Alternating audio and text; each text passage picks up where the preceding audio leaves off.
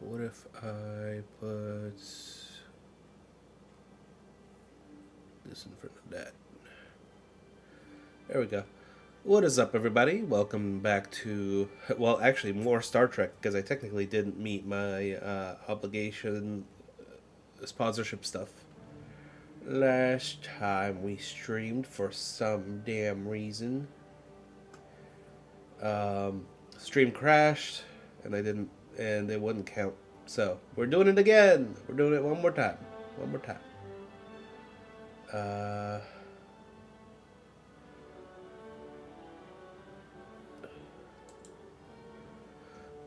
But this time I thought we'd do something different since I already did the proper stream of nothing but Star Trek. This time around, I think I'm gonna just go ahead and do that while we are watching something.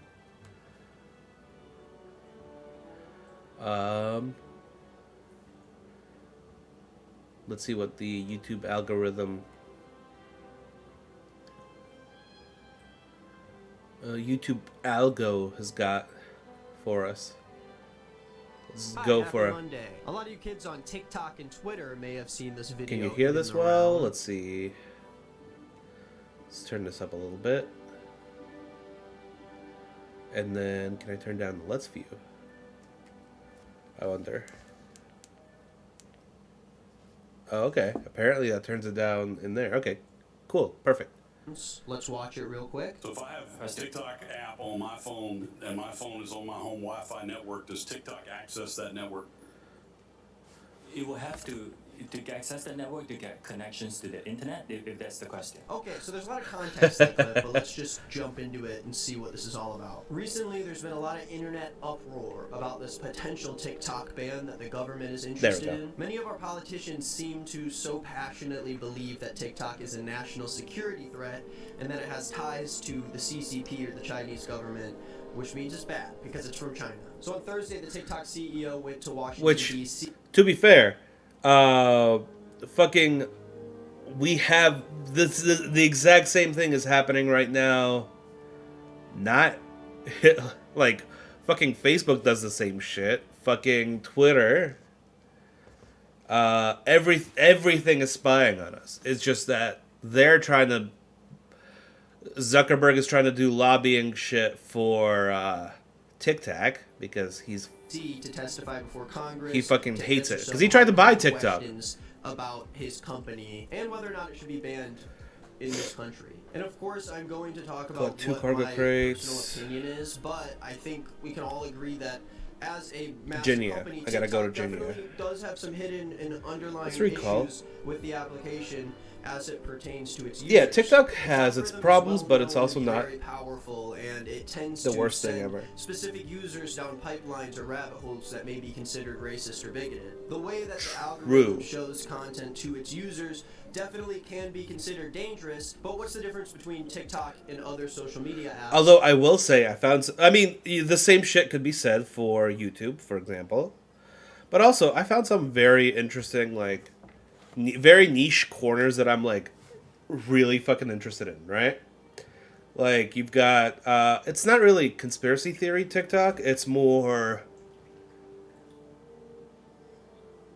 Yeah, I guess that could be, if you're not, like, if you're stupid and impressionable, yeah, that's dangerous. But it's like the manifestation TikTok, or like, this reality is not the reality. It's actually all the Matrix.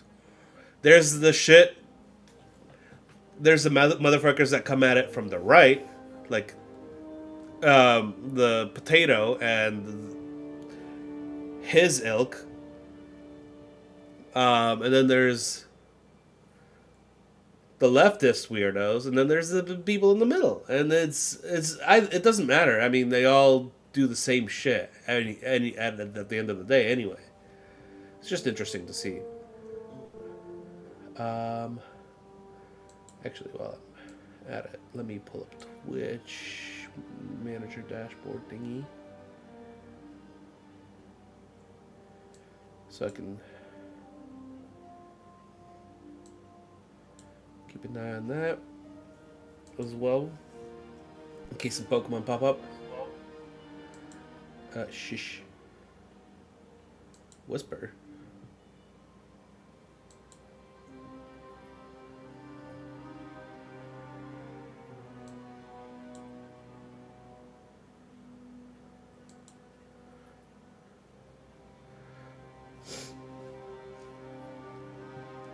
Ah.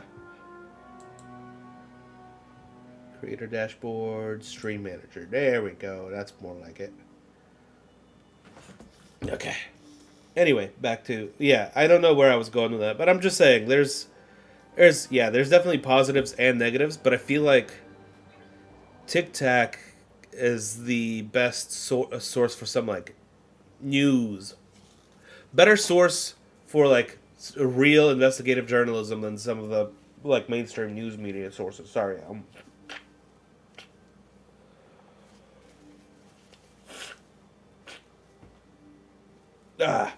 yeah. Anyway.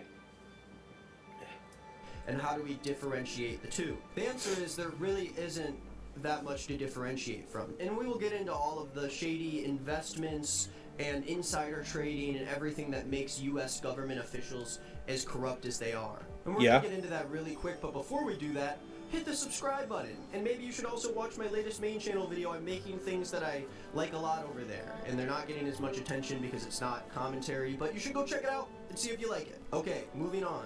In the last few days, this hearing has basically blown when did up because so many people have watched it and noticed just how unfit our representatives are to be asking the TikTok CEO shipyard level questions about modern technology. We are talking about banning an application that millions and millions of Americans use for entertainment, for their businesses, to connect with friends. We are talking about completely getting rid of that, and the people who get to decide Hey, Karma, what's up? Who don't understand how that technology works in the first place. So the clip I'm going to watch right now is from Representative Carter from Georgia. Behind him, he has a poster that says deadly TikTok challenges, how to pass out. It has a girl blowing smoke out her nose. It's got a car's ignition. Of course, us as Gen Zers understand that these challenges Guess what? What up? are awesome. But the older generation doesn't understand how cool those challenges really are and how awesome. Let's see what Representative Carter has to say. Can you tell me right now? There's something so funny about Southern older gentlemen, especially the ones that tend to be so into the whole like right. Start working 2 hours. Karma. We need to have guns, this and that, and then they sound like this. Although fair enough. Fair. My first day, all right. What are you doing over here then? Get ready. Men need to act like men, and women need to. How you been though? How you been? With 100% certainty that TikTok does not use the phone's camera to determine whether the content that elicits a pupil dilation should be amplified by the algorithm. Okay, so this might be very confusing to anyone who's got like a grasp. I need to start getting ready in 2 hours. I'm good. Wait, if you start work in 2 hours, what you mean you need to start getting ready in 2 hours? That's the math ain't mathin'. On how technology works, how AI works, but what the also how's video audio is whether or not TikTok can see when your pupils dilate while you're watching a TikTok, so they can know to use that information in the algorithm to feed you more content. Starts from when I get ready. Okay, all right. Which I guess means that you enjoy it, or you're getting like a dopamine rush from the content or something. I don't know. I think it's like those Subway Surfers videos, you know? They scan your eyeballs while you're watching it, and you're so stuck. There's so much of that shit on TikTok. Holy shit. Pupils dilate, and TikTok takes that information and feeds more to you. We do not collect body, face, or voice data to identify our users. You don't? No. The only face data that you get, that we collect, is when you use the filters to have, say, sunglasses on your face, we need to know where your eyes are. Why do you need to know what the eyes are? What do you mean, why do you need to know where the eyes are for a filter? What the fuck is... Oh, man, conservatives. Boomers are stupid. Got a date on Friday to watch the D&D movie. Ooh, tell me how that is. Well, we haven't seen it yet, obviously, but... I don't think it's out yet, actually. But, I've actually heard good things. Looking forward to seeing it.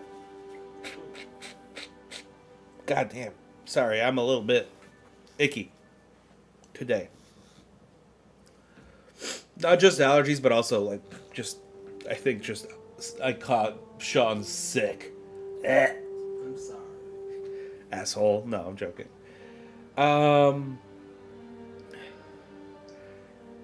Let's unlock. My job is only for a month and it earns a total of $730 US. Ah. Gotcha.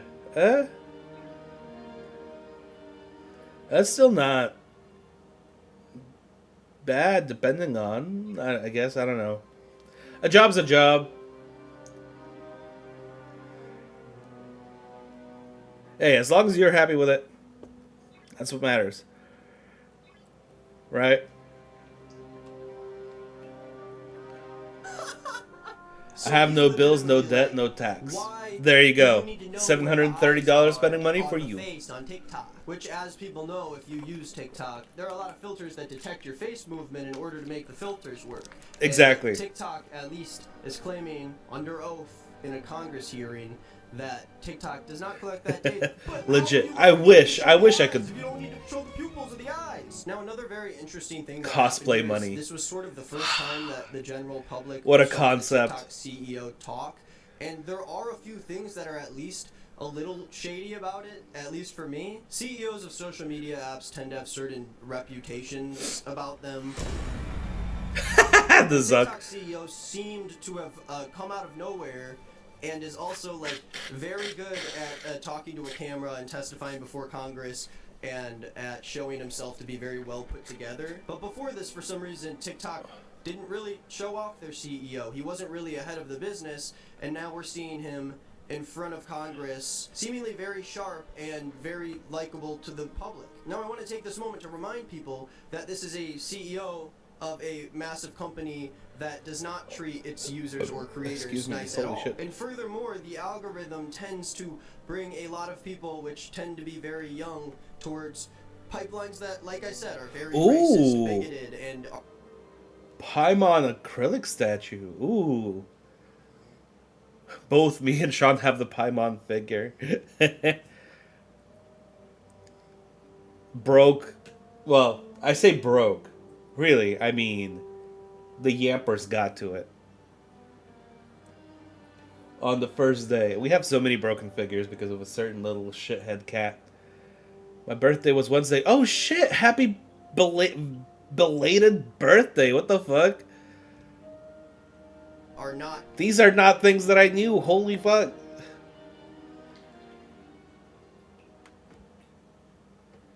Thanks, dude. Yeah.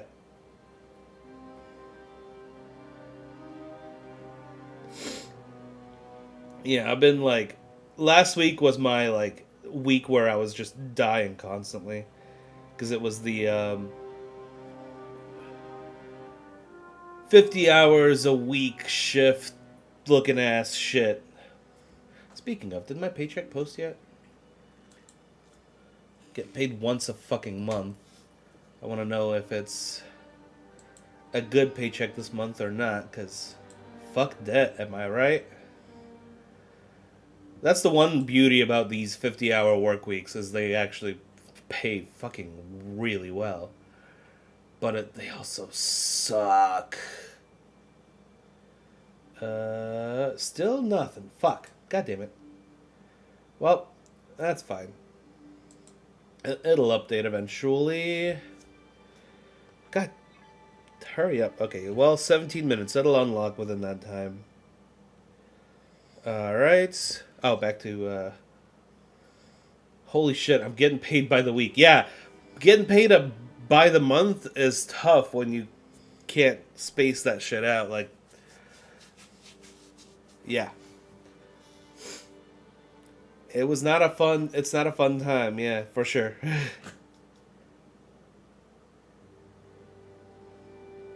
£160 a week for 4 hours of work a day? Shit, I'm balling. Yeah. I'm trying to get out of this job as it is as well. I would love it if I could just not have to work for a company full time and sell my soul and all that shit. But hey, can't win with these things sometimes. 8 a.m. to lunch and go home. Dude, that's the dream, innit? Oh man, I would love that. Oh. Oh, let me collect some of this shit. It is a very pretty game. I like it a lot. Dry dock A, speed. Well, actually, no. We'll wait. Alright, let's fuck up some dudes. Alright. Is there any mission markers? Nope. Alright, well that means we just... let's see, what are our missions? 11-7 or higher. What do you want from me with the par steel shit?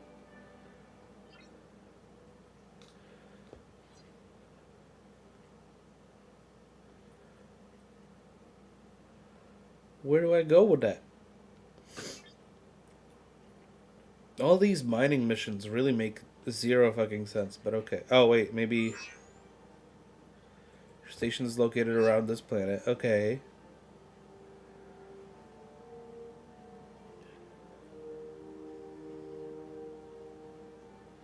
Like, I get that part. I just trying to figure out how to give them their mining shit. Oh, also, guess what? What's up?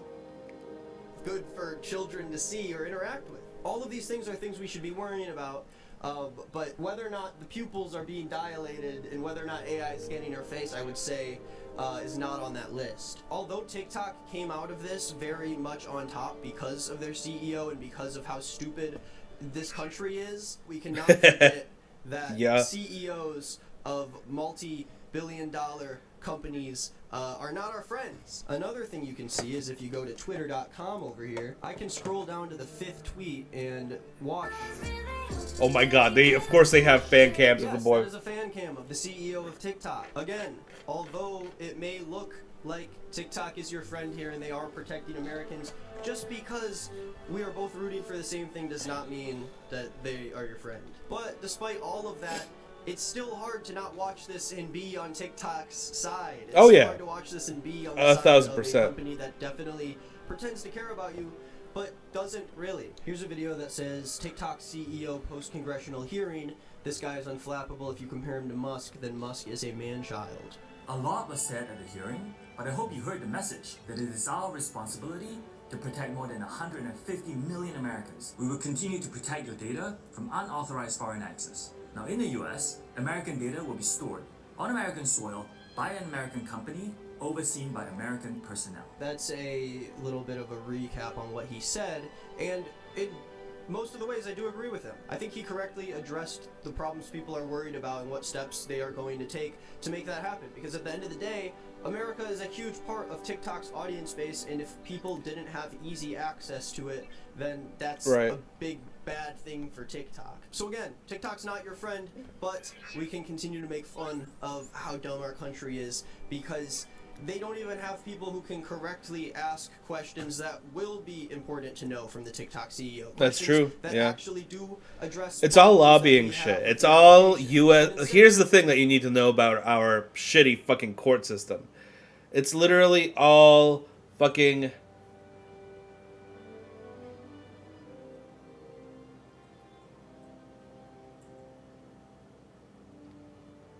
Oh, shit! Damn, okay. Oh, you have to fill it out legally using your dead name? Yeah. Oof.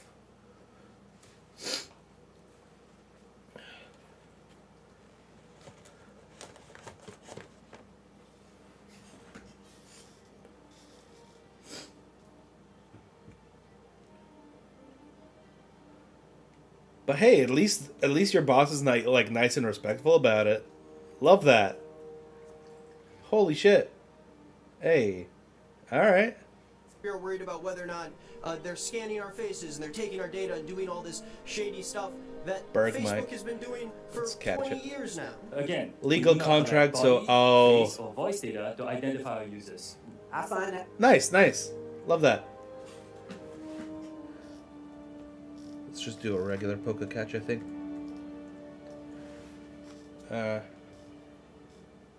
hard to believe. It's our understanding that they're looking at the It's eyes. our and you determine understanding. What age they are then. What? A big thing that these representatives like to do is ask questions to the CEO, and then when he responds, just sort of being like, no, I don't believe that. I don't know. I don't think I believe that. What does it I mean by doubt how you it. determine what age they are if you can't scan the pupils? Isn't it just the age you put into the app? We That- rely on age gating as our key age assurance. Age. Gating, which is when you ask the user what age they are. Yep, We've also that's developed- usually what you do. Different social media apps is they ask you what your birthday is. That's one of the first things they do. We have also developed some tools where we look at their public profile to go through the videos that they post to see whether Well, that's creepy. Tell me more about that. The videos are public, motherfucker! These things, as we are watching right now unfold, are things that every social media user knows when they are getting into these websites. It is not fair, the kind of data that gets taken from people I can- online. It is definitely not. But the Congress people are not worried about that. They're trying to find the best way to take TikTok down because they have conflicting interests with investments that they have in the United States. Again, something that I'm going to talk about in a few minutes. But the Congress people who are arguing for this do not really care about our information, or else that would have been taken care of a long time ago. Oh, yeah. Twitter and Facebook and Instagram. The authors say that for unknown reasons, the parameter variable itself is preserved. And also, these old fuck don't know what any of these words mean. They're just reading off sheets of paper so they can get across whatever their belief system is supposed to be. And by their belief system, what he means is Mark Zuckerberg's belief system, because that's who's lobbying the shit out of them to do basically hold this whole sham looking ass congressional hearing and shit. Smallest shift from a 0 to a 1 on just one of thousands of versions of TikTok on the market will unlock explicit CCP censorship and access to American data. That doesn't seem to be how it works at all. I don't think that you can just type a 1 or a 0 into source code and then suddenly American data is lost to the CCP. They literally made some shit up. Source code? like what we are offering and my That's fourth right. commitment. Have you directed them to change that source code? Congressman, if you give me a bit of time to No, I don't. It's a yes or no question. You see Congress people, again, not really letting him answer the question. We will see a big version of that later in this video. Remember, if these representatives truly believe that they are in the right about something, they should not be afraid for their opponent or whatever to talk about to the talk, answers but that yeah, they're they don't give a fuck, questioning though. him for. Now, let me show you a really great example of that. And of course, I love the "Don't Tread on Me" sticker on the back of her iPad. Very cool. Well, and as was pointed out by Chairwoman Rogers, you have regular And of course, I love the "Don't Tread on Me" sticker on the back of her iPad. Very cool. contact with Chinese Communist Party Secretary Mr. Zhang Fuping, who is your boss at ByteDance, correct? No, No.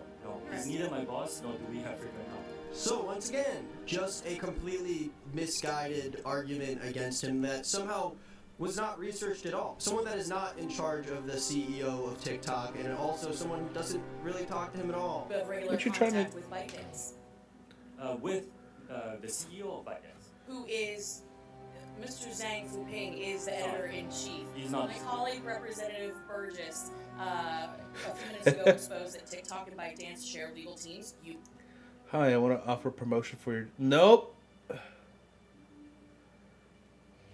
Lower than any competitor. I'm not interested. Thank you.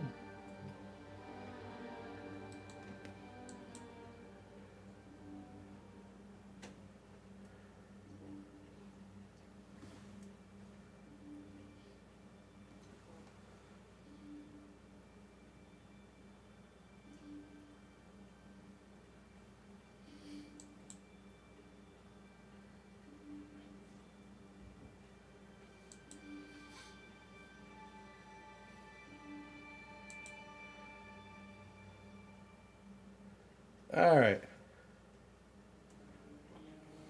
Fuck that. Fuck everything about that. Thank you. Freaking Spicy McBrady PQ.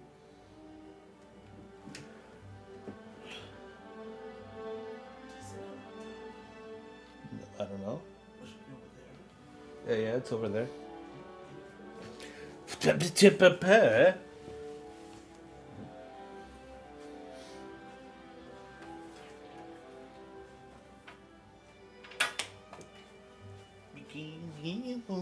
No.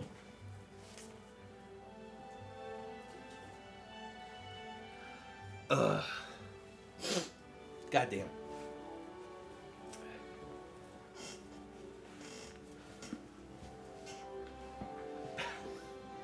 Of course. Little shit.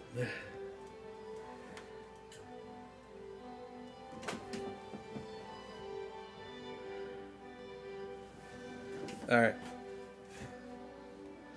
You confirm this, correct? Our general counsel is Yes. an American lawyer, Yes. Edwin Mark. So, as he answers the question, the Congresswoman continues just to answer for him under this weird debate assumption that if you don't answer a yes or no question with yes or no, then you must be lying or trying to avert the question. Always remember that if you are in an argument, the rebuttal is worth being heard. You do not look like you are the winner if we don't even get to see how you pick apart the loser's arguments. So my colleague, Representative Laddick, Ooh, Jesus, goddamn. currently can access user data. Yes. Let's we have to be more specific. Yes. After You Project say- Texas, no. I'm not asking after Project Texas. I'm asking you. Yes. We're committed to be. See, this doesn't come off as like, oh, you're winning, you sound awesome against the CEO. It just makes you sound like you're wrong. Stupid, and you're yeah. trying to avoid anyone telling you that you're wrong. A big issue a lot of these representatives have is that TikTok is owned by a Chinese company.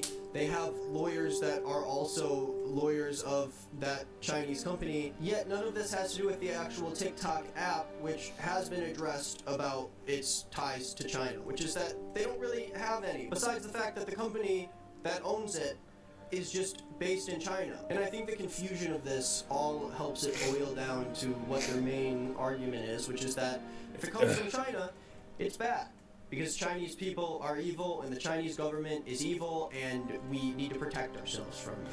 Every single representative that tries to ask China TikTok bad, CEO that's it. That's all that's the only questions like take this, they've got. questions that are served as aggressive, hard-hitting inquiries. This is based on the fact that they don't trust TikTok just because they have Chinese people and a Chinese parent company that is connected to them. They want to pretend like China is the one that is awful at covering privacy and security, and that America It's needs perfect. to be protected from that. When in reality, America is the enemy. They're the ones that have been taking data from us for the past 20 years on social media. They're the ones that are invested in and are fighting for companies that literally harvest us for our data, like Facebook. But because... I mean, John Oliver literally released, or did a piece on this where he was like, hey, I'm going to expose the search engine history of all these Congress people. If you don't do something about it. I don't even know if anything came of that, though, actually. I'd have to go and check. Oh, let's recall then. I didn't realize this was so fucking tough. What the hell? What's this thing's strength? Oh, 971. That's fucking why. Alright. There's not a white person leading the company because there are Asian people involved. Once again, it is scary and evil, and their algorithms are going to come and take everything from us. Alright, let's talk about Dan Crenshaw. So, if anyone fucking knows, Crenshaw. Dan Crenshaw had his moment to be able to ask questions to the CEO of TikTok, and his major point that he kept driving home is that TikTok is controlled by the CCP because under Chinese law, members of China have to like surrender information if the government wants it. He basically finds this like bylaw that says something that vaguely could mean that if someone who lives in China and works for TikTok was told by China to take the information, then they legally have to do that. I don't think it's something that like literally has any actual weight on whether or not American data can be farmed by the CCP, but he's very confident that he's correct about that. China's 2017 National Intelligence Law states very clearly that, quote, any organization or citizen shall support, assist, and cooperate with state intelligence work in accordance with the law and maintain secrecy of all knowledge of state intelligence work. In other words, ByteDance and also your TikTok employees that live in China, they must cooperate with Chinese intelligence whenever they are called upon. And if they are called upon, they're bound to secrecy. That would include you. So, Mr. Chu, if the CCP tells ByteDance to turn over all data... He's from Singapore, you fucker. within Project Texas, He's not even from China. according to Chinese law. Congressman, first, I'm Singaporean. That's fine. So the actual CEO who is defending his company against this case isn't even Chinese. He's from Singapore. So how would this law affect any of his own personal business that he runs? Obviously, Dan Crenshaw goes on to explain that if there's any members... I don't think he that are realizes of the that... party- These fuckers are so fucking stupid. I don't think even for a hot second does this motherfucker think that Singapore is not in he definitely thinks Singapore is in fucking China. He goes, Asian country? It's all China, innit? It's all China, innit?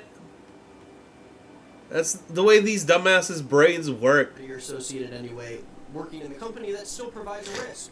But yeah, if that was true, it would provide a risk for a lot of other companies too. Just a little embarrassing thing for Dan Crenshaw is that this person posted a video of him saying that the Singaporean CEO is a Chinese citizen, and the only people who ended up defending him on Twitter, like Kara Zupkis here, are the communications director for Dan Crenshaw, or maybe Justin DeSiegel, who is the chief of staff for Dan Crenshaw. Now let's make our way back to this internet connection guy. So if I have a TikTok app on my phone and my phone is on my home Wi-Fi network, does TikTok access that network? You would have to access the network to get connections to the internet, if that's the question. Is it possible then that it could access other devices on that home Wi-Fi network? Congressman, we do not do anything that is beyond any industry norms. I believe the answer to your question is no. It could be technical. Let me get back to you. So it does seem pretty stupid at first. He does kind of come around to make some sort of point, which I think is basically the appropriate age to have a child. I believe what he's trying to say is that if TikTok is connected to your home Wi-Fi network, if a device is connected to your home Wi-Fi network, you can gain access to the entire network, which would be connected to other devices, and so on and so on. But I think the most important thing that the CEO says here is that they don't do anything beyond industry norms. They, of course, need to connect to the internet if someone wants to use TikTok on Wi-Fi, but that is up to the choice of the person who has the phone that has TikTok on it, obviously. The only reason, again, why this is being questioned just for TikTok and not every other social media app is because TikTok is not run by American people. And the biggest reason why it seems like so many of these old hags tend to be so angry about TikTok, they're so aggressive, is because they really do want TikTok to get banned, but not because of any privacy reasons. Because they get dunked by some Zoomers. This website is called Capital Trades. You can go down and click politicians, and you can enter the name of any of the politicians that you saw asking questions today and see what they invested. Like Dan Crenshaw. Representative Crenshaw was one of the more belligerent members today of the committee. And I think it's understandable when he invests in Alphabet, Amazon, Apple, Meta, all companies that stand to benefit from this TikTok ban. And that's just the whole thing in short. You can watch the full TikTok if you want to. But basically, he runs through the bill. I love this dude. This dude is so good. And as you can see, a lot of our representatives right here are invested in things like Google, Meta, American companies that will raise in value if a huge social media app like TikTok is banned in the States. Again, it seems like an insane thing to hear, and if you're from another country, it's probably even more insane. The idea that politicians are allowed to invest in companies when they have insider knowledge of whether or not those companies are going to suffer or succeed based on bills that are passed or banned by these representatives. If TikTok gets banned on behalf of all of these angry representatives that really don't like TikTok, their shares of Meta, of Alphabet, of all of these American companies, they all go up. So this is the exactly. person It's all about money for these assholes. That's all they care about. If the Chinese government has access to TikTok data. Speaking of, I might start streaming on TikTok a little bit more. just because I want to at least enjoy TikTok before it gets banned for here in the States. Ooh, I'll take that fucking Abra. Poke catch. Ooh. Catch. There we go. Enter. I also just bought a shit ton of Pokeballs, so. Data. How can you promise that that will move into the United States of America and be protected? Because it's already in the United States. No evidence that the Chinese government has access to that data. They have never asked us. We have not provided. But you know what? I've asked that. I find that actually preposterous. I have looked in. I have seen no evidence of this happening. And there you have it. You ask a question, you get a well thought out answer that makes sense and addresses your issues, and then you just find it preposterous or you don't believe in it. But why should I trust this skeleton over the guy who runs a technology application? Why should I trust this person that's been dead for 5 years to actually have any idea of why they have access to that data or how they can do it? Let me see if I can open up the fact that a representative can just come out and say the Chinese government has Nope, access volume to this mixer. data. How are you going to get them to hand it over when there has been no evidence against that? Congress people can just ask questions inferring that certain things are true when they have no actual evidence to make us want to believe that. It is insane that our representatives are as corrupt as they are, because laws don't actually And then I'll turn down Let's happen View. because of democracy. It happens as a result of whether or not these companies There we go. pay these politicians to vote for their bills. It's all lobbying. And at the end of the day, it just boils down to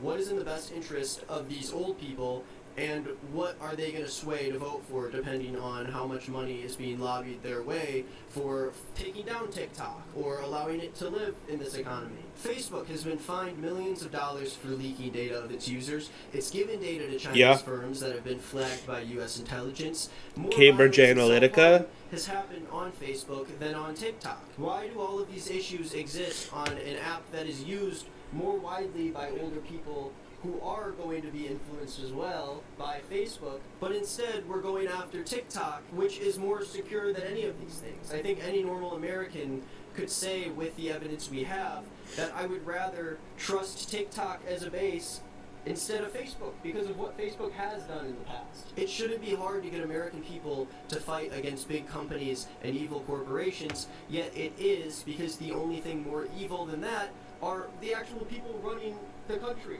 the government officials. TikTok is widely used in America for entertainment by millions of people, for businesses in America that use TikTok to communicate with other people, and for Americans to communicate with each other. I know a lot of you watching right now who aren't interested in TikTok might say what they said a few years ago. Who cares about TikTok? It's an annoying app. I don't use it. It's just for a bunch of Finally kids. leveled her Let's up. throw it out. Who cares? But just because you don't care about it doesn't mean the actual app doesn't have real legitimate uses for people in this country. Regardless of whether or not you like TikTok, it is used by American people to create art and share things with each other. And that is something that we always need more of in this country. What we need to do is actually push TikTok to become more and more regulated rather than trying to ban it outright.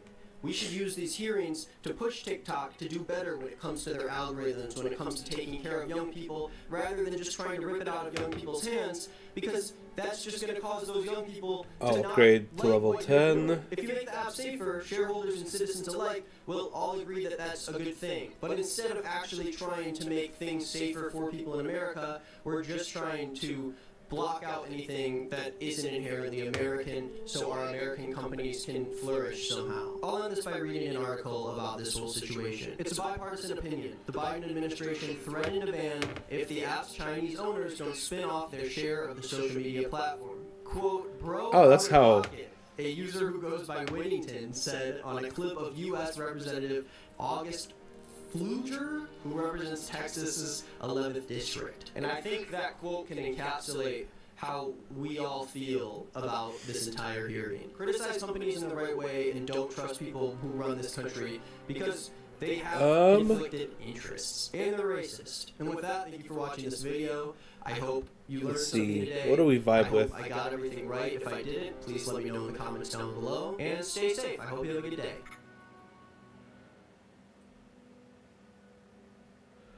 Let's see. Let's go to No. I think Maluria is actually more centralized. Where's Risa?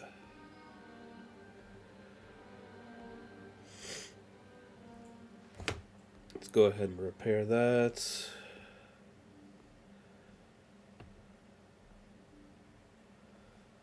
I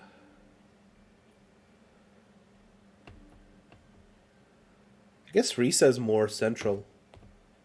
Let's relocate to Risa, maybe. Free. Set course. Alright.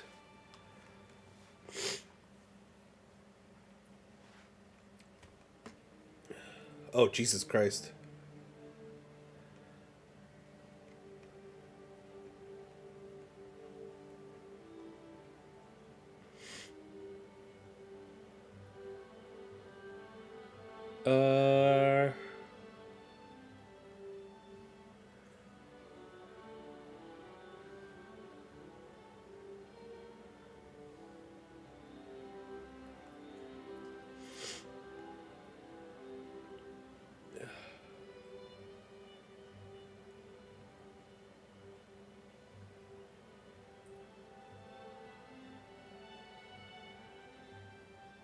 Let's see.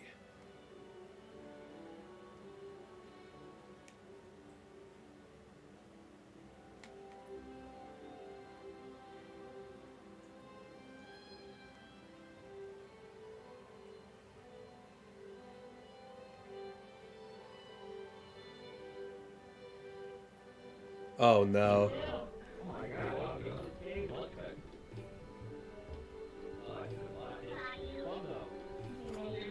Who's probably like, who the fuck is this person alive that sound like you? He's probably like, who the fuck is this? Yeah, you did. Yeah, you did. Hello? Hi. Hi, Corpse. A wholesome... What do you call it? Marriage counseling, but it's done in reverse. Wait, you're having breakup counseling? No, professional counseling. Oh, so you have a dysfunctional marriage. So y'all need counseling. Do you need some assistance? I can provide some assistance. I'm actually a licensed therapist. I go by Dr. Christopher.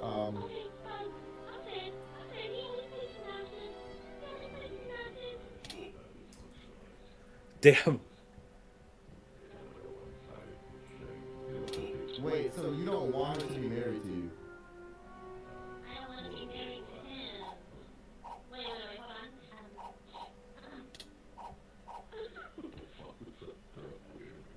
Oh my god.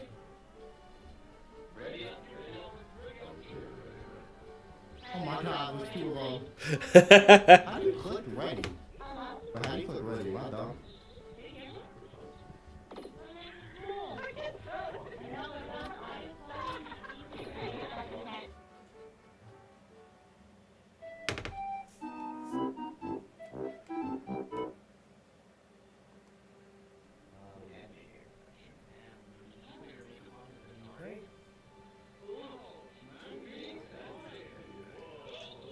Oh my god! Corpse! Wait. I thought I heard him, but I don't see it. Wait, oh my god, that's not Corpse. It's hard to tell. Wait, what's happening? I thought that was Corpse. It's not though. It's hard to tell because the mics are so dank. Like, okay. Wait, where is he? He said he was coming today. Wait, does he normally sound like that? It's hard to tell when the mics are dank. But that's part of the fun of this game, I think. Does it sound like him? I know it's the dank mic. Like, the dank mic kind of blurs out a lot of stuff, but... man, there's a lot of people here. Wait! The real Corpse! Oh my god! Is this the real... Rate my outfit out of 10. That you don't like it? Oh my god. Oh my god, it's been ages since we played. Alright, you know, I'm gonna put on a hat to match yours. They do sound quite similar to the dank mics.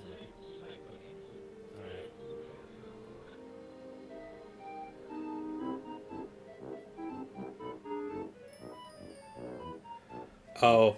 Oh. Why am I watching Sykkuno clips now? What happened? Whenever you're playing crab game, you're always just kind of like, you want to play nice, and then you just kind of wait how aggressive it is. Hey, no reason to hit each other yet. Oh. Okay, I think that answers how aggressive they're going to be. Please no! Oh my god! Jesus! Guys, we ain't getting up there. We ain't getting up there. How do you get up there? This is bad. We're all gonna... These guys are just stuck. Hey guys, listen, I'm not even in the circle. I'm not even in the circle right now. You really don't have to. Okay, I'll remember that. It's on site, Nanny. This guy's name is Nanny. What do we do here, guys? They're going crazy. I thought they'd be kind of friendly for a bit, but it's legitimately like only one person on top at any singular time because they're all killing non-stop. I thought they'd be friendly. I didn't know they'd be so aggressive. I feel like whenever I play crab game, it starts off a little friendly and then the rivalry just build up. They just started killing.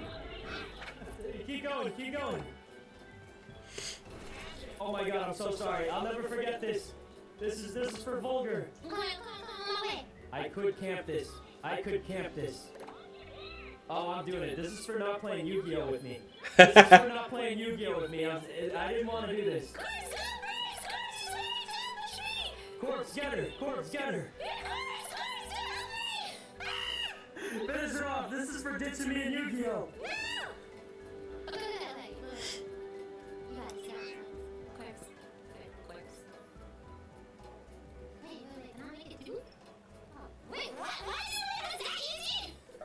Listen, I'm peaceful. I would never kill someone.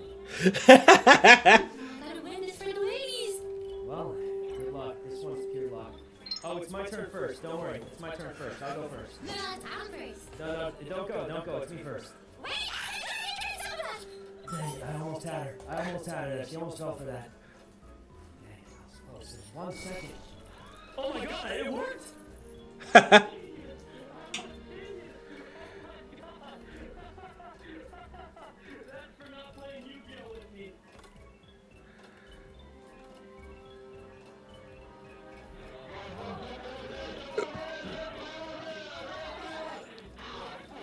This is so dank.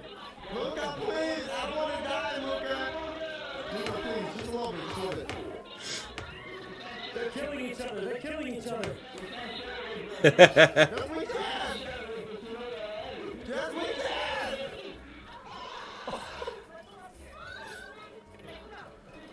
Stay back, please. Stay back. Oh, we're sharing. Okay.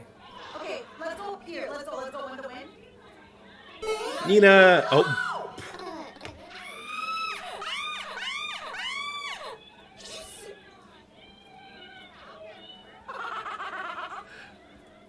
Oh my god, she's alive! She's alive! She's alive! Oh, this is good! Oh my god! Rosie, you're doing amazing, baby. Just hold on. Just hold on.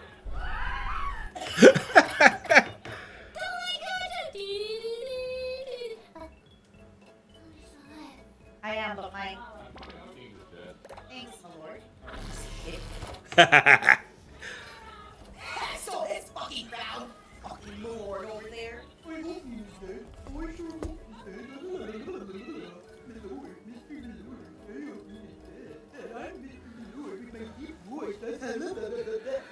crown now, my lord?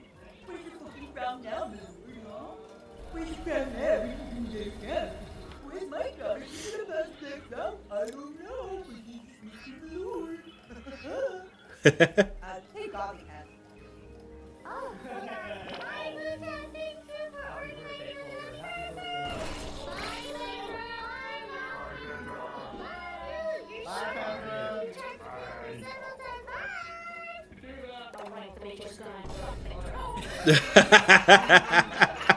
Yo!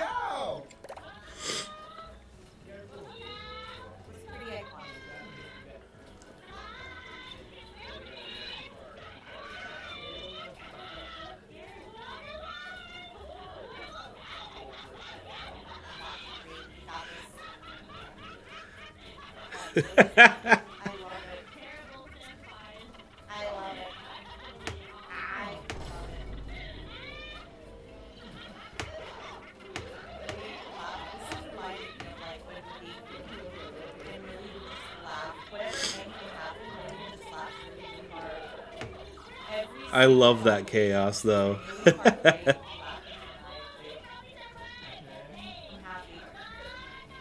is healing. I love it. This is nature's really healing. Millie, we've got to work together. We've got to work together. What does that mean? Is that like boneless Bengus? What is happening here? What is I'm just trying to survive? So worried. So that is, yeah, trying to murder Millie. And Millie's just like walking around having a nice day. Okay.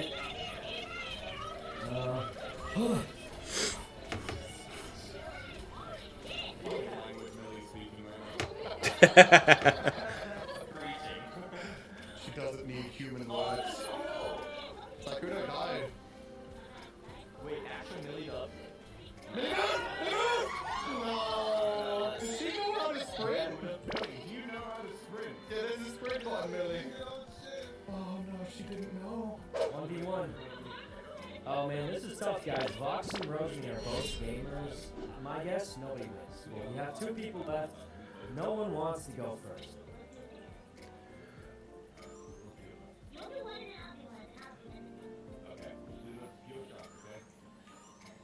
Okay. Sounds good. All right. 3, 2, 1, go.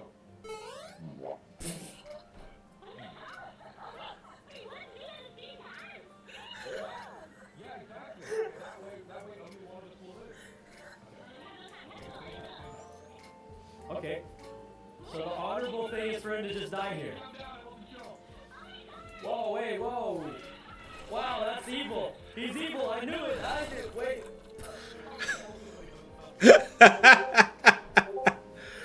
Oh man, that's funny.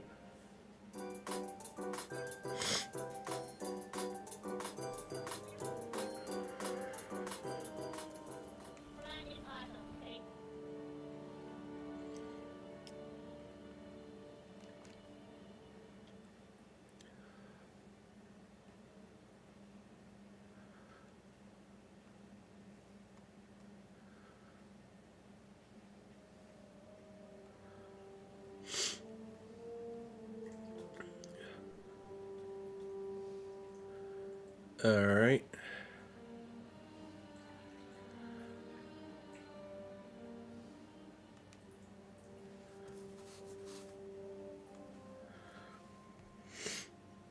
Oh, let's upgrade the damn ship. Level up. Nope, I didn't realize it took that much for the next one. All right, let's go back to the interior.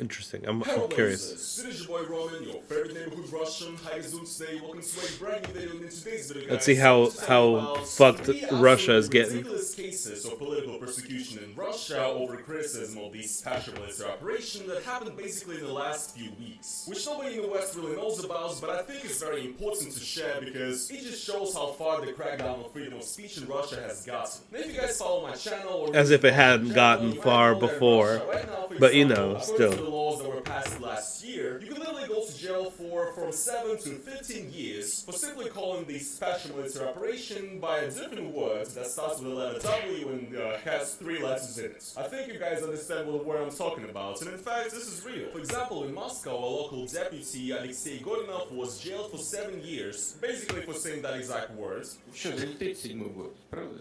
Что хочешь, то и говори. Тем более, Bullshit. черный враг за тобой завтра не приедет. Совершенно очевидная вещь. Ты что прятаться-то? And this is actually happening en masse right now, because like I said in my previous video, from January till December of 2022, there have been over 20,000 arrests or cases started in Russia related to essentially opposition to this special military operation. That's for those people who say that Russians don't protest, by the way. So obviously that is pretty True. insane. However, it's not as insane as what I'm going to be talking about in this video, because the 3 cases I got prepared for you guys, I mean, I'm just speechless. We're going to be talking about how a guy in Russia got arrested and is currently being framed for multiple years in prison for making a joke on the internet about the Russian armed forces. We're also going to talk about how in Moscow, bars that are suspected in providing aid to the Ukrainian military are being stormed by the police, and the visitors of the bar, just the people drinking there and having a good time, are detained and are forced to sing patriotic music, such as Shaman, for example. And I'll save the worst for last. We're going to talk about a story Patriotic of how a music. 12-year-old girl during an art class in school drew a pro-Ukrainian drawing, and her only parents, her single father, is currently facing years of jail time, and also Child Protection Services want to take away his daughter from him for the simple reason of the dad and the girl not being Z. Что, не 37-й год, правда? Buckle up, people, because this one is not going to be nice. So first of all, I want to start with the last story, because it is particularly despicable and inhuman in my opinion. Now, unfortunately, stories like these are not very well known in the West. For example, usually to keep up with my news, I like to use Ground News, which is actually the website that I'm on right now. And here we have the article. Actually, Ground News is really good. I need to get back into using it as a, because I had it on my older phone, but I haven't used it on this phone. And I've already talked about Ground News on this channel before. It's essentially a news aggregator on ultra settings. It is the ultimate news comparison platform. And to show you guys how it works, we're here on the story about Xi Jinping coming to Russia. It's a very popular story. There's over 327 news sources to this article. And thanks to Ground News, I can actually see all the sources in one place and actually go and, for example, click on any one of them to see the original article. And Ground News gives you the political leanings, the factuality, and the ownership of every single source. So, for example, here are favorites. Russia Today, we can see that it leans right. It has a low factuality, of course, and that it is owned by the government of Russia. Ground News has even more great features, for example. But they're all low factuality. That's the whole thing about news networks. And also the blind spot feature, which actually shows certain articles that have an overrepresentation in coverage from the left or the right. And I personally enjoy using Ground News a lot because I believe it is actually a great tool to sort of keep your own biases in check while making sure that the news that you're consuming are actually truthful and factual. So, if you guys also want to make your news experience reading better, then go over to the link down in the description to ground.news. Let's try Ground News for free, and maybe if you like it, upgrade subscribe this. and support the Ground News team. Huge thanks to Ground News once again for sponsoring this video, and let's get back into it.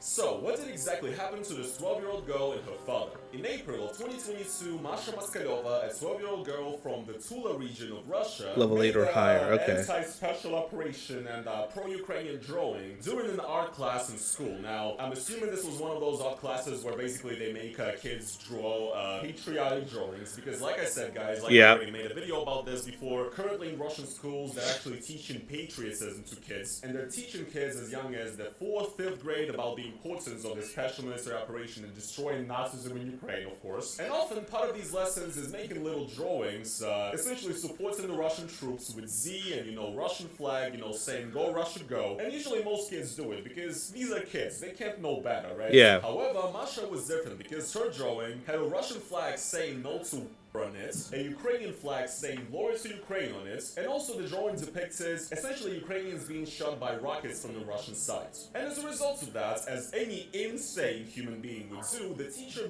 went to the principal of the school, and the principal called the police. The principal called the police. No comments there, guys. Jesus, Honestly, these people, of course.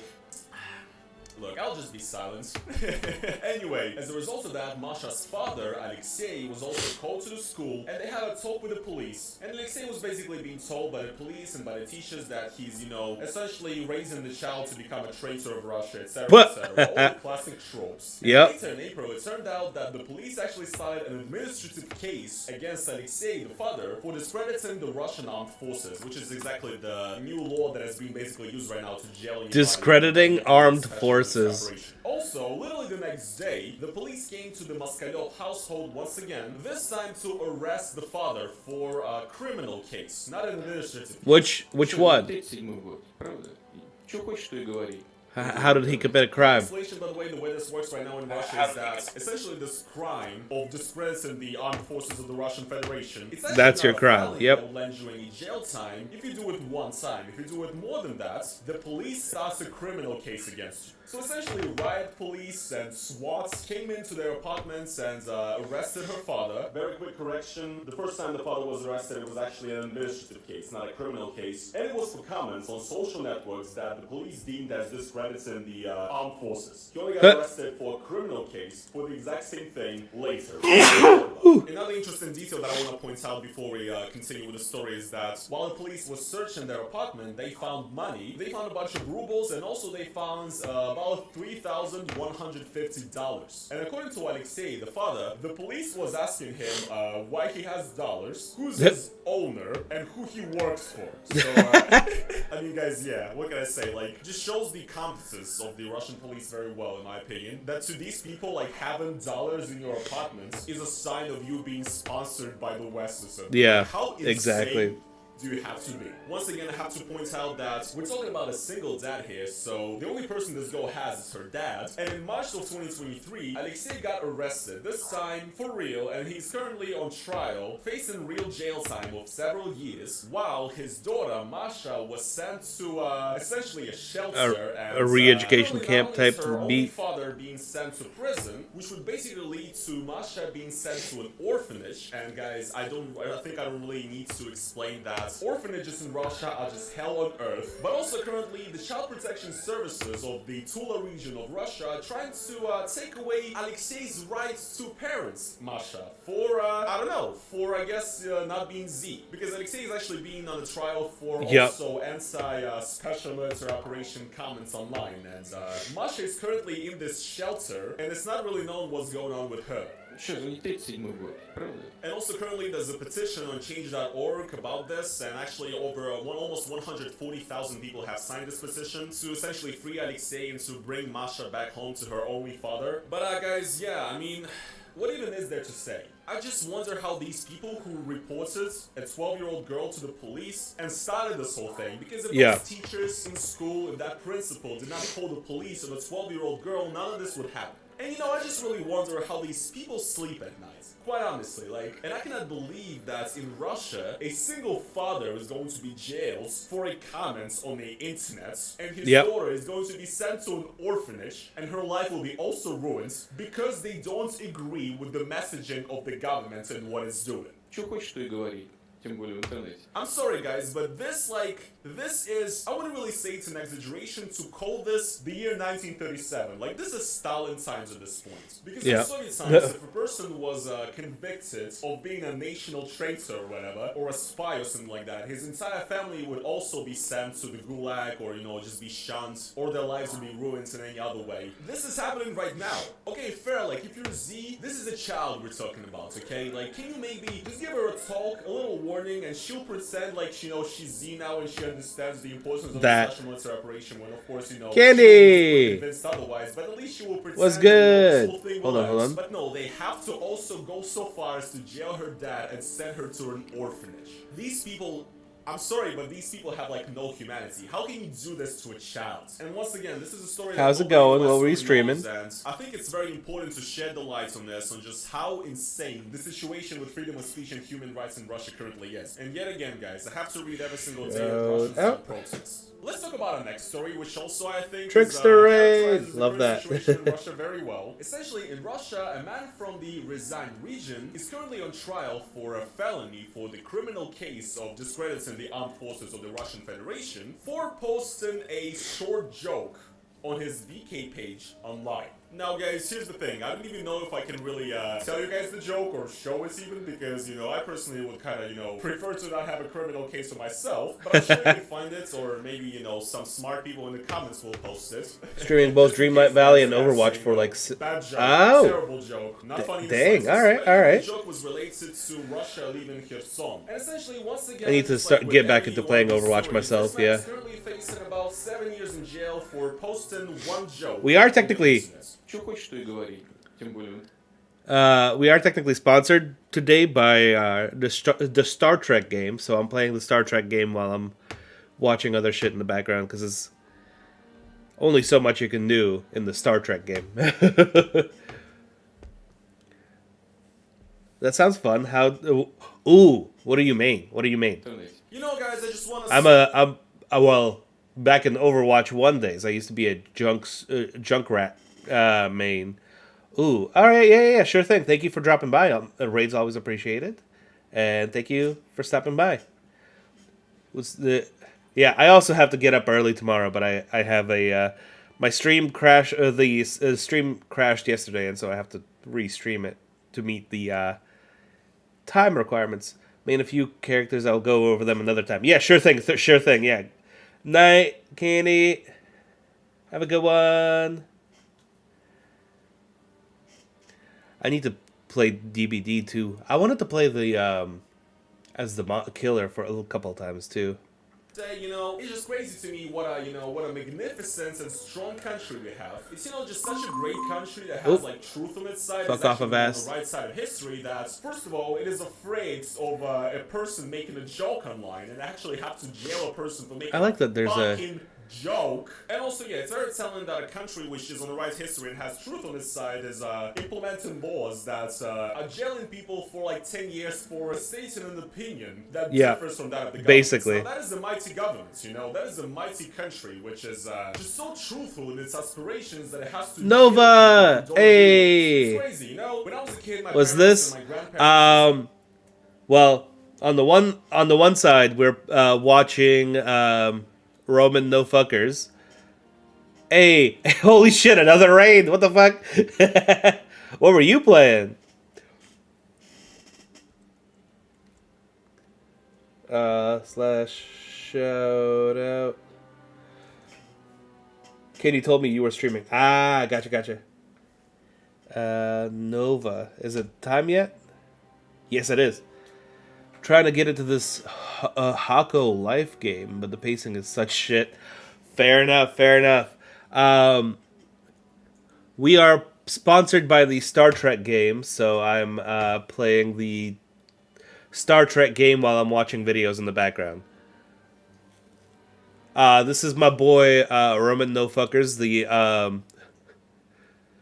only other Russian that I kind of respect the opinion of. Besides myself, I respect my own opinion. No, I'm joking, but yeah, but this dude's cool, and he's usually fairly like balanced on his shit.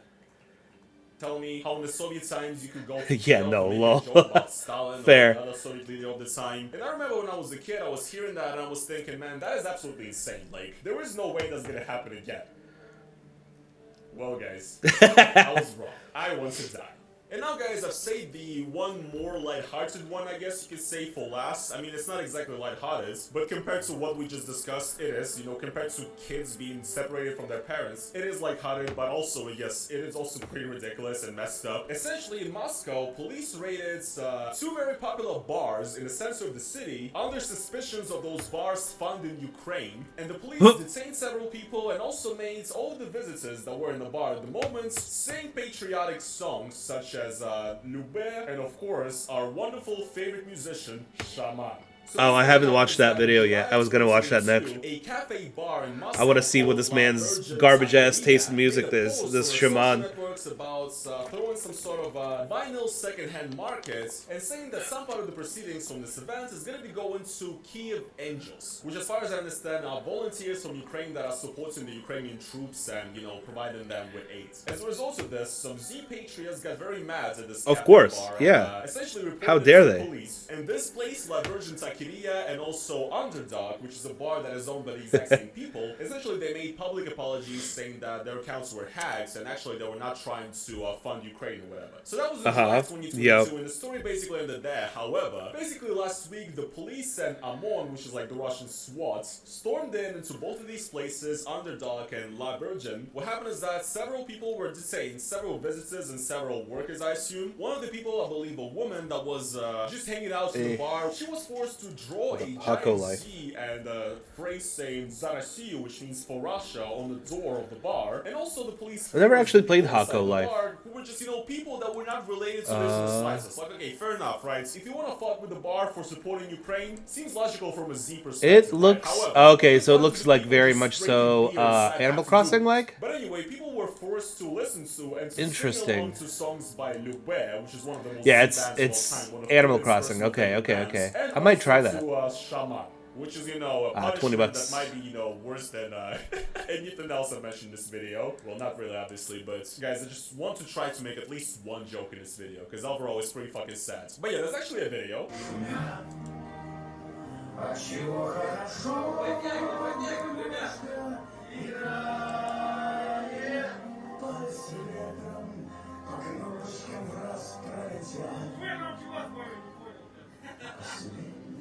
Yeah, guys, what can I say? All that I see here is, you know, classic police power tripping, you know, thinking that they have the right to rule over other people, and yeah, I mean, that's basically what police in Russia is based on at this point. Like, I mean, in America too, but it's a little bit better here, I guess, in that respect. You know, physically violating them in the most terrible ways possible, you know. So yeah, the police are just, you know, having fun because they get to, you know, make a bunch of, you know, liberal soy boys that they think the visitors of the bar are, sing, you know, patriotic Z songs like, haha, we fucking shelled those libtards. Oh my god. Oh my god.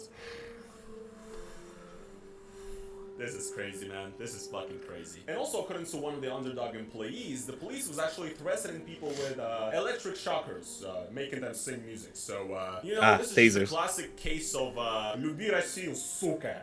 You know, it's definitely gonna work, guys. It's definitely gonna work. Also, apparently, the police asked people with tattoos to undress to see their tattoos on, to see if they have any extremist material on their bodies, probably. And also, according to a lawyer related to these bars, about 40 to 50 people were detained, and most of them were let go after having their phones checked and having their Telegram app checked in particular. So yeah, violation of privacy, by the way. But what am I even talking about? It's like, there's no human rights in Russia, so like, why am I even surprised in this? That part. Say what you want, guys, but quite honestly, I believe that we're very, very close to times of Stalin at this point. Like, if it's not quite there yet, if we're not quite there, we will be there very, very soon. And I'm just really depressed, to be honest. But also, one thing I would just like to say is that there's a lot of people in Russia these days that are basically Z and who don't understand the implications of this. They think that basically, you know, everything that's happened is great because the police is actually, you know, taking care of the traitors of Russia and, you know, people who do not support Putin and who do not support the denazification and everything. Fuck those guys, they're soy boy libtards and traitors of Russia anyway. We'd be better off without them. And well, we might just, you know, shoot all of them at that point. You know, that's basically what these people think. It's just funny because these people don't realize that by building this oppressive society, at one point they're also going to be under the fucking wheels of the repression train. But they're just too dumb to realize that. And also, once again, I just want to stress that these are stories that the majority of Westerners do not hear about. I do understand that current events in Ukraine are obviously way more pressing, and the coverage there is great, I feel like, which is good, but there's definitely not enough coverage of Russians being suppressed for expressing their opinion online, especially in the West. And that is not great because it leaves people with the wrong impression. Once again, you got all these people it leaves people with the thought that everyone in Russia supports that the shit that the Russians are doing, which is not true.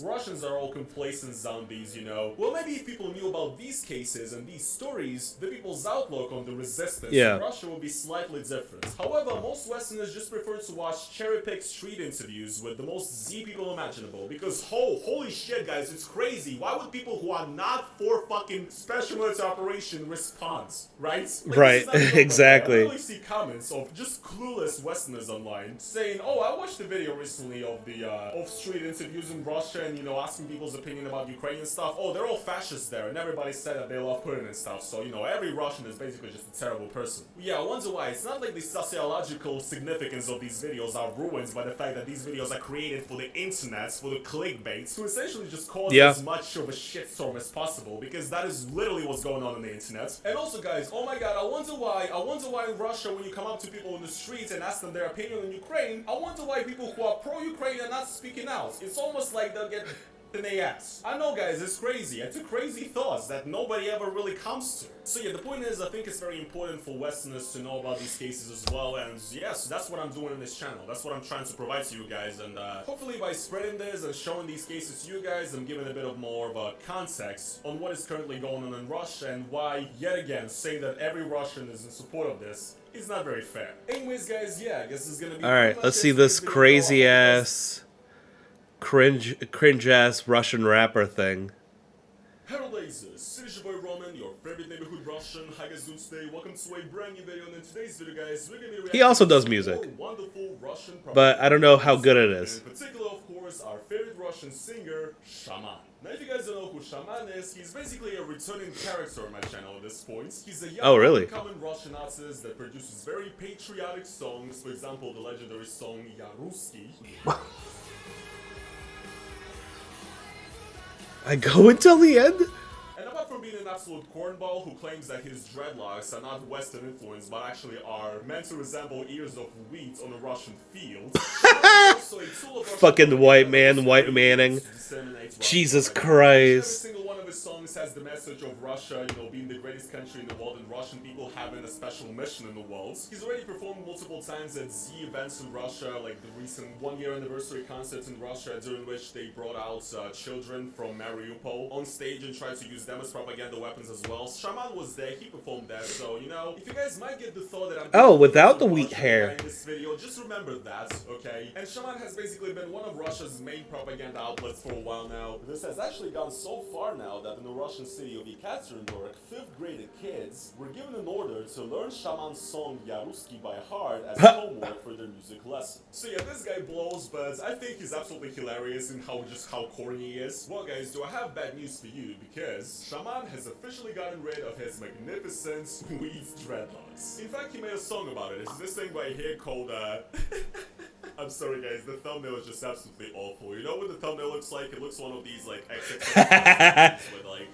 Queen Elizabeth or something like that. You know, somebody who's died recently. Like, the resemblance is just uncanny, that's all I'm saying. So yeah, the song is called Confession. I wanna just check it out with you guys and also check out some of his other new songs and just see what Shaman has been up to recently. And Yeah, what's he doing? What's this man doing? And, you know, I kind of feel Is white man Manning.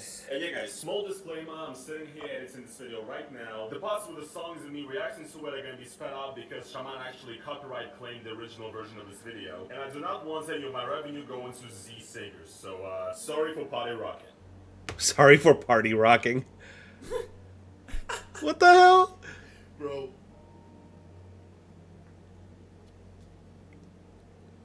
Man, like, I guess this music video is about him going to the church and asking the Pope to cut his dreadlocks off and finally get rid of this nasty Western influence that his dreadlocks, turn to God and become a decent, actual Russian man.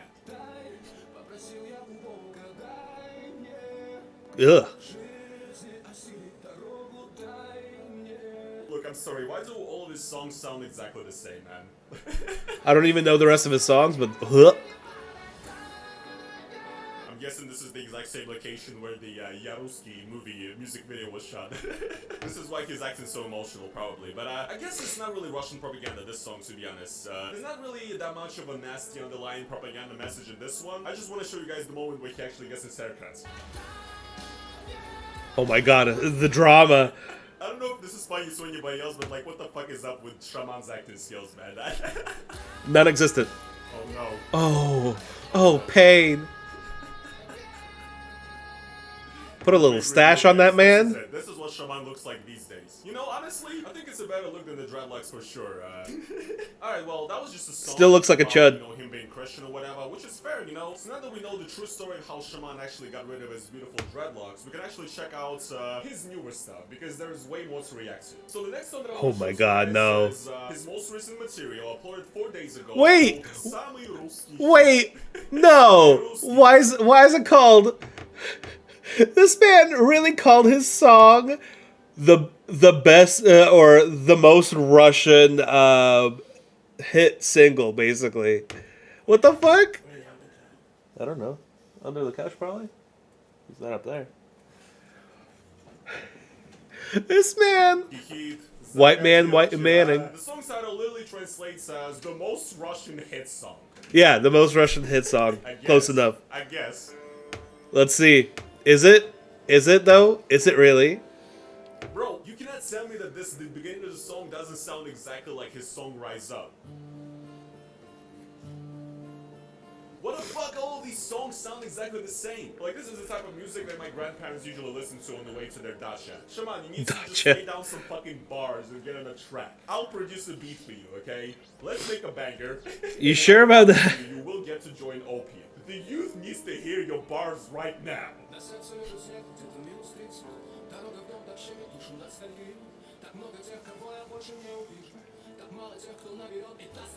What is he talking about? Like, Shaman, you're literally Z. Like, you didn't leave the country. You're not protesting against anything. You're very complicit with everything that Russia is doing. So why are you missing home so much? Just, bro, just take a train. Just take a plane. Like, you're already in there. Like, what's the problem, man?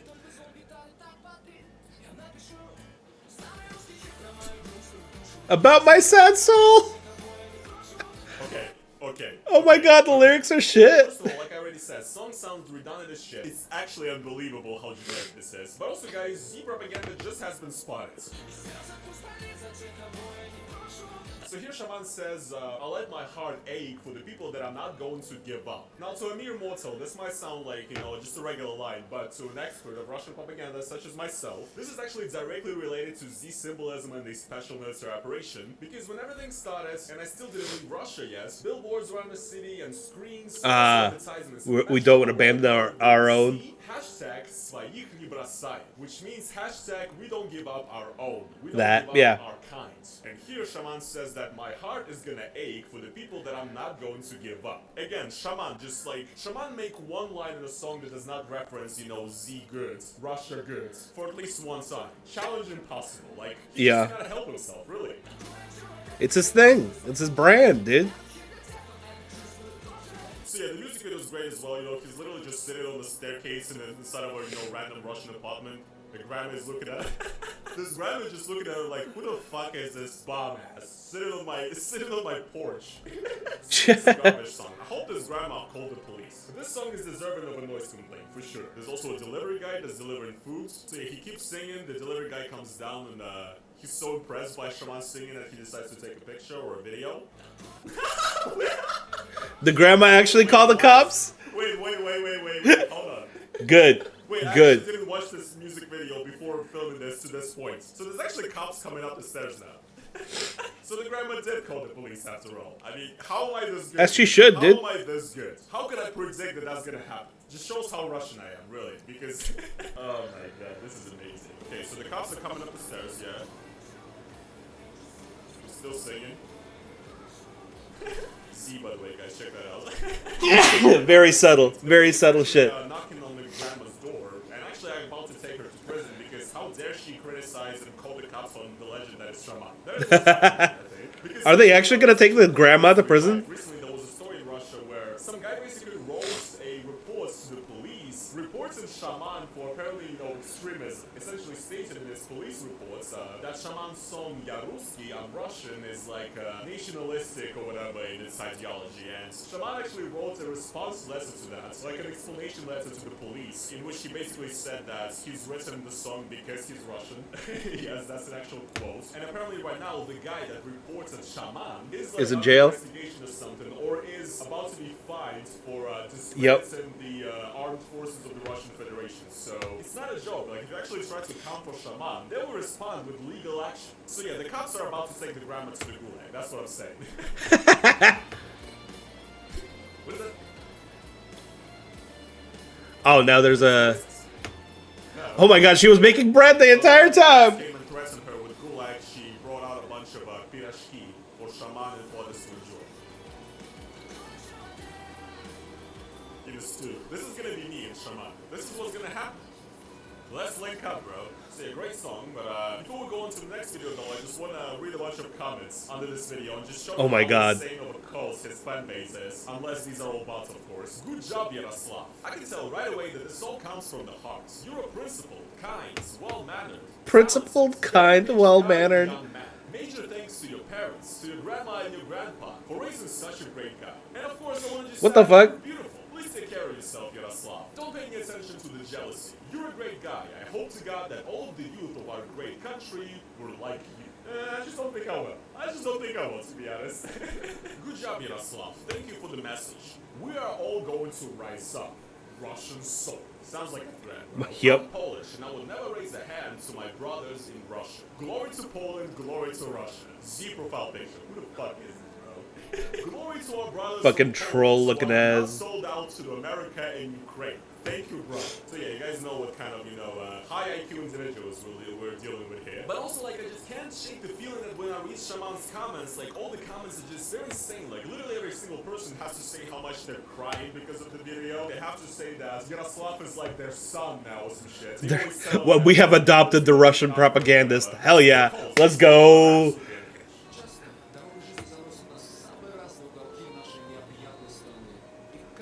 See, that's the thing. Okay. Russia is pretty. Of course, I mean, very much so now, like, poverty-stricken and shit. But, like, if you go to Kamchatka, for example, Kamchatka is fucking gorgeous, dude.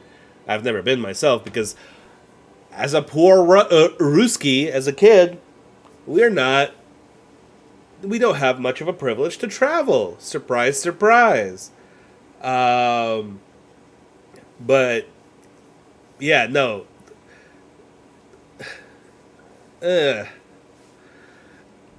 It's like extreme nationalism to like an extreme. There's one thing about like loving and enjoying your culture, right? And then there's, sucking a little bit of, nationalistic dick. And that's, a lot of these people are so fucking deeply propagandized now. It used to be a lot better. We used to be, like, Russians as a people used to be at least aware of the propaganda, right? And I say that as someone, I used to live in it. So I know how it used to be. We knew what we were fed was bullshit. Now, the people there are, because of all this shit, are over propagandized to the point where it's reversed back to like, because one thing that always really surprised me when I came here to the US was people here didn't doubt the mainstream news media at all. Like, you like every single thing that the like CNN and shit say, you're like, okay, yeah, that's totally the truth. That's 100% the honest to God truth, right? Why would they lie to me? They're paid to lie to you by fucking the military-industrial complex and all this shit. And I knew that because I grew up in a place that was absolutely fucked politically. And I knew everything that the government tells us is bullshit. And so I was like, wait, you don't think that everything the government tells you is bullshit? What the fuck? And they're like, no, the government wouldn't lie to us. And now, I mean, I think that's honestly the reason why I'm, like, such a huge fucking lefty nowadays, too. Doesn't, that part helps. Being aware of the bullshit propaganda shit. You know? But it is what it is. Alright, let's listen to this shitty-ass song. God damn it. I love torturing myself. Okay, sounds promising. Oh my god, his... Okay, there's people with better, with like beautiful, like at least a good voice. Oh my god, I hate I it. see what this is. I guess the point of this video is basically to show that, you know, Shaman is not just some singer from the TV or whatever. No, he's like a real Russian guy. He's just like one of He's a us. dude. He's a guy. Yeah, he's just a boy. That's crazy, dude. He's just like me, for real. He's got flowers, he's in some small town. They're basically trying to show how simple and good of a guy Shaman really is. Just like any of you Russians watching, except that, you know, he has a 0% chance of being mobilized as opposed to the people watching this video. But I guess they're gonna leave out that information.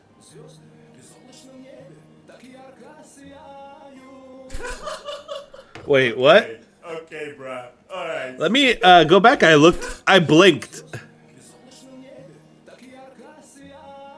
Stars. Okay, bruh. Alright. You're wondering how Balenciaga defenders look like I got the job. Oh, that's what it was. Okay. He's reacting to the Balenciagas, huh? $1,000 sneakers. And by the way, guys, yeah, he was literally... You just have to flex real quick. And also relatively recently went to my hometown. That was in the New Year's of 2022. But yeah, I was like in my mom's place where I grew up. Not a great neighborhood at all wearing these Balenciagas. So yeah, he's just like me for real, dude. He just like me for real. Very much, you know, I was, you know, seeing Shaman for who he is, but now that he, you know, brought out the Balenciagas, now I can relate to this video.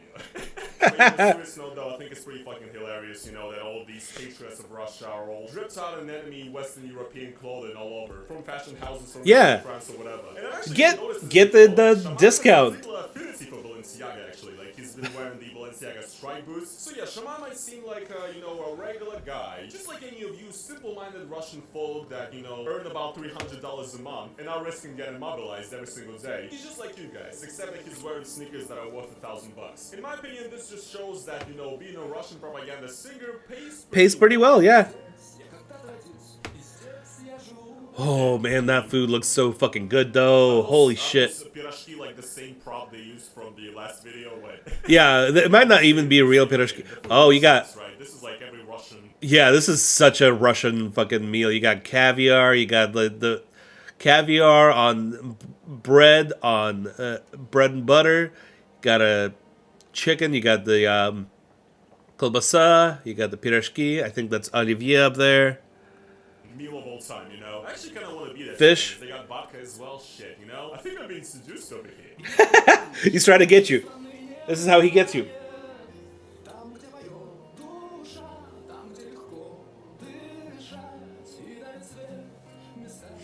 Is he giving all that money to his family? Or nah?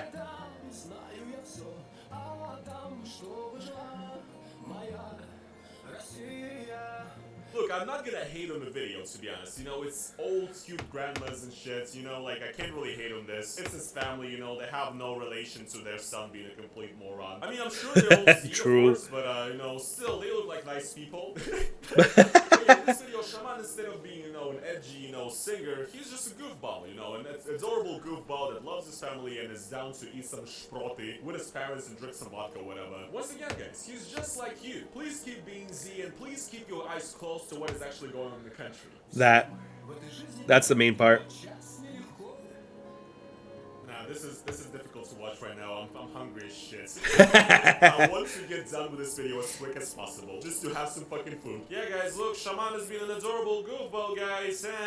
Also, anybody ever thought that Shaman looks like a neo Nikolai Baskov, you know? A pretty well-known Russian singer. He's also Z as shit right now. But he's also, you know, he doesn't really appeal to anybody anymore. So Shaman is like literally a clone that they grew out of a fucking petri dish to replace him as the new, you know, Z spearhead.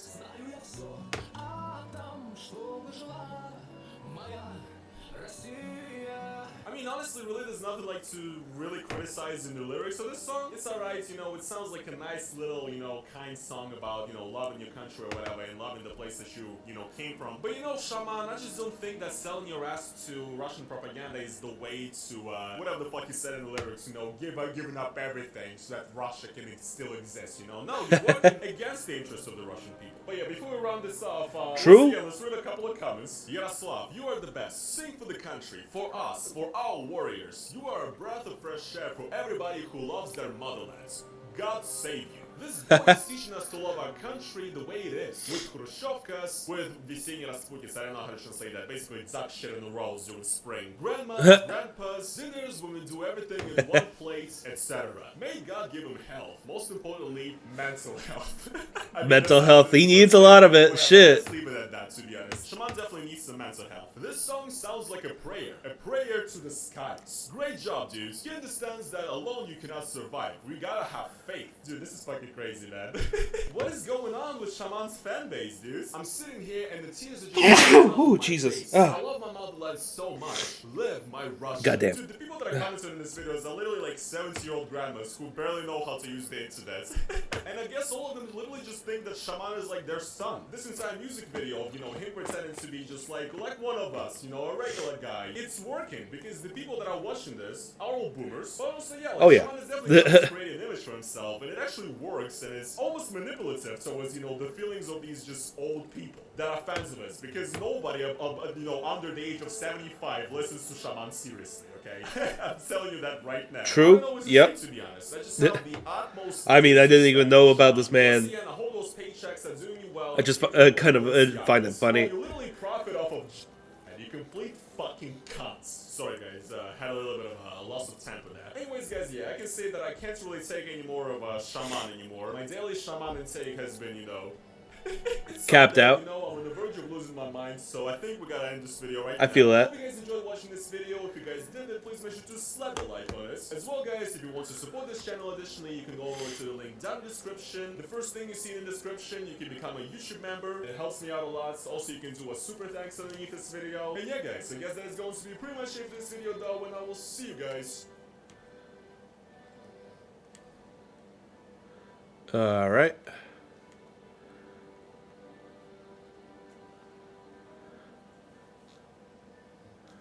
Let's see.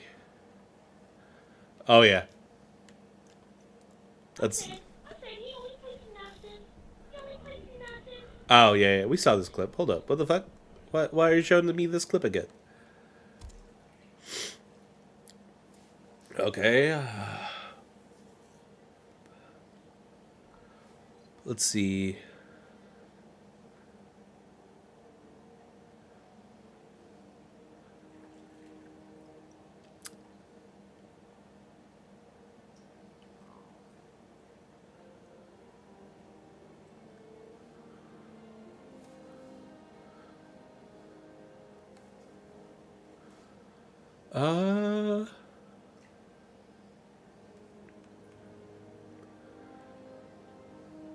Let's watch a Gabby Bell video. I like Gabby Bell.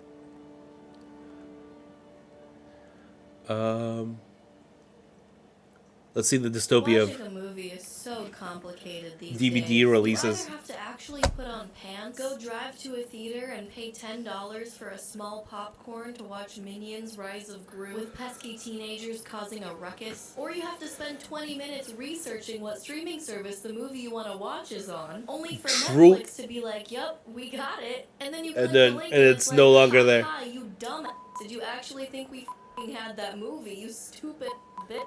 And then you just end up renting it for a few bucks on YouTube. And then you only have 48 hours to enjoy it as many times.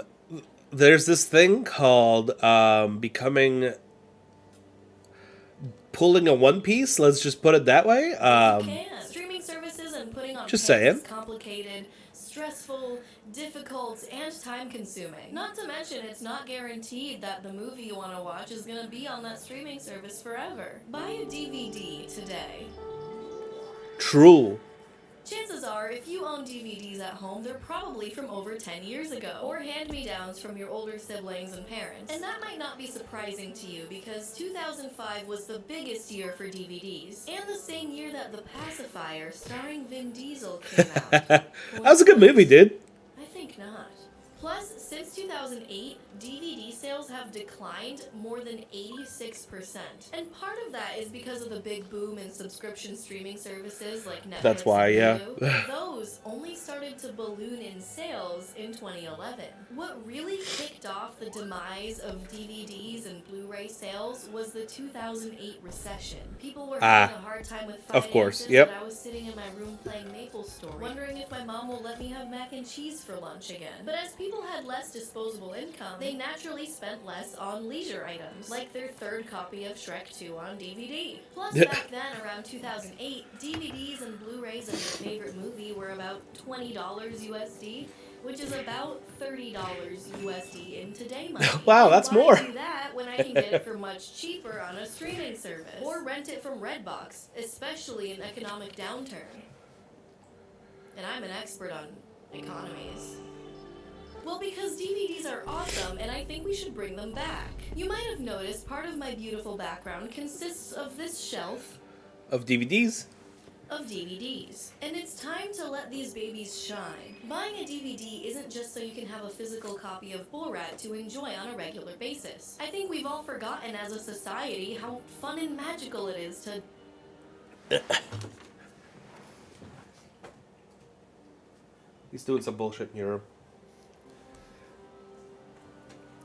dust off the old PS2. He's doing some bullshit really in wanna Europe. watch something and use at least 2 adapters and struggle to find the right input on your TV, and then see the menu screen with its own music, photos, and art. Oh yeah, that's true. I remember that Other shit. things you can do on the DVD besides actually watching the movie. Duh, what a snooze, am I right? If you were a lonely kid like me. Plus all the extra features, For those dude. of you that grew up with a social life, allow me to demonstrate. What? Where's he at? Is he actually doing anything, man? DVDs used I just to heard have a noise. exclusive interviews, behind-the-scenes footage, deleted scenes, and... What is this? That's cheese. What is this? That's cheese. And this, what is this? Cheese. And what is this one? That's cheese. even games that were exclusive to the Oh yeah, the DVD. stupid fucking games too. Dude, as a kid, I fucked with I that. mean, look how cool this is. They're showing us the behind the scenes of how things were shot and how they used practical effects and CG in Austin Powers. And they included the sing-along versions to the High School Musical DVD, a secret DVD exclusive song, and lessons on the choreography so I can do this.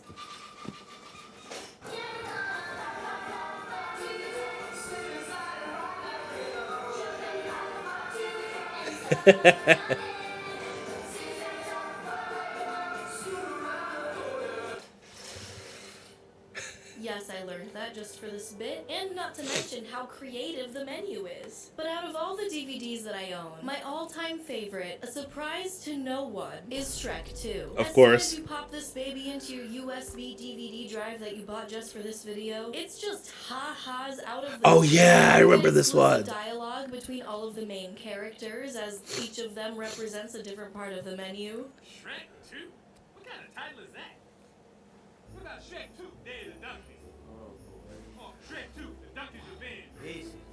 What about Shrek 2, Too Fast, Too Donkey? Eat your goobers and shut your gob, okay? And not only is this DVD widescreen, thank goodness, but it has games. It's got Far, Far Away Idol, where no matter who you vote for, the winner is always Simon Cowell. And the next Far, Far Away Idol is... Sorry, I'm afraid you chose wrong. Nope, it's me, everyone.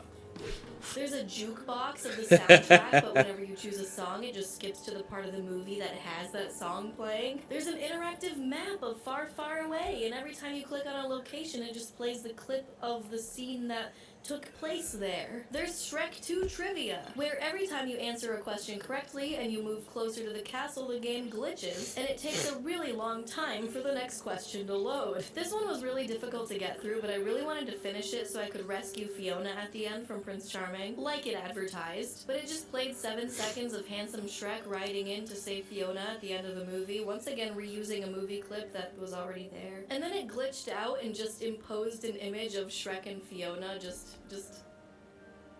So I guess I saved her, I won. But here's where we're really gaming. Find Puss in Boots. Oh yeah, this fucking shit, dude. I swear to God, I fucked around with this DVD. Oh my God, the glitch.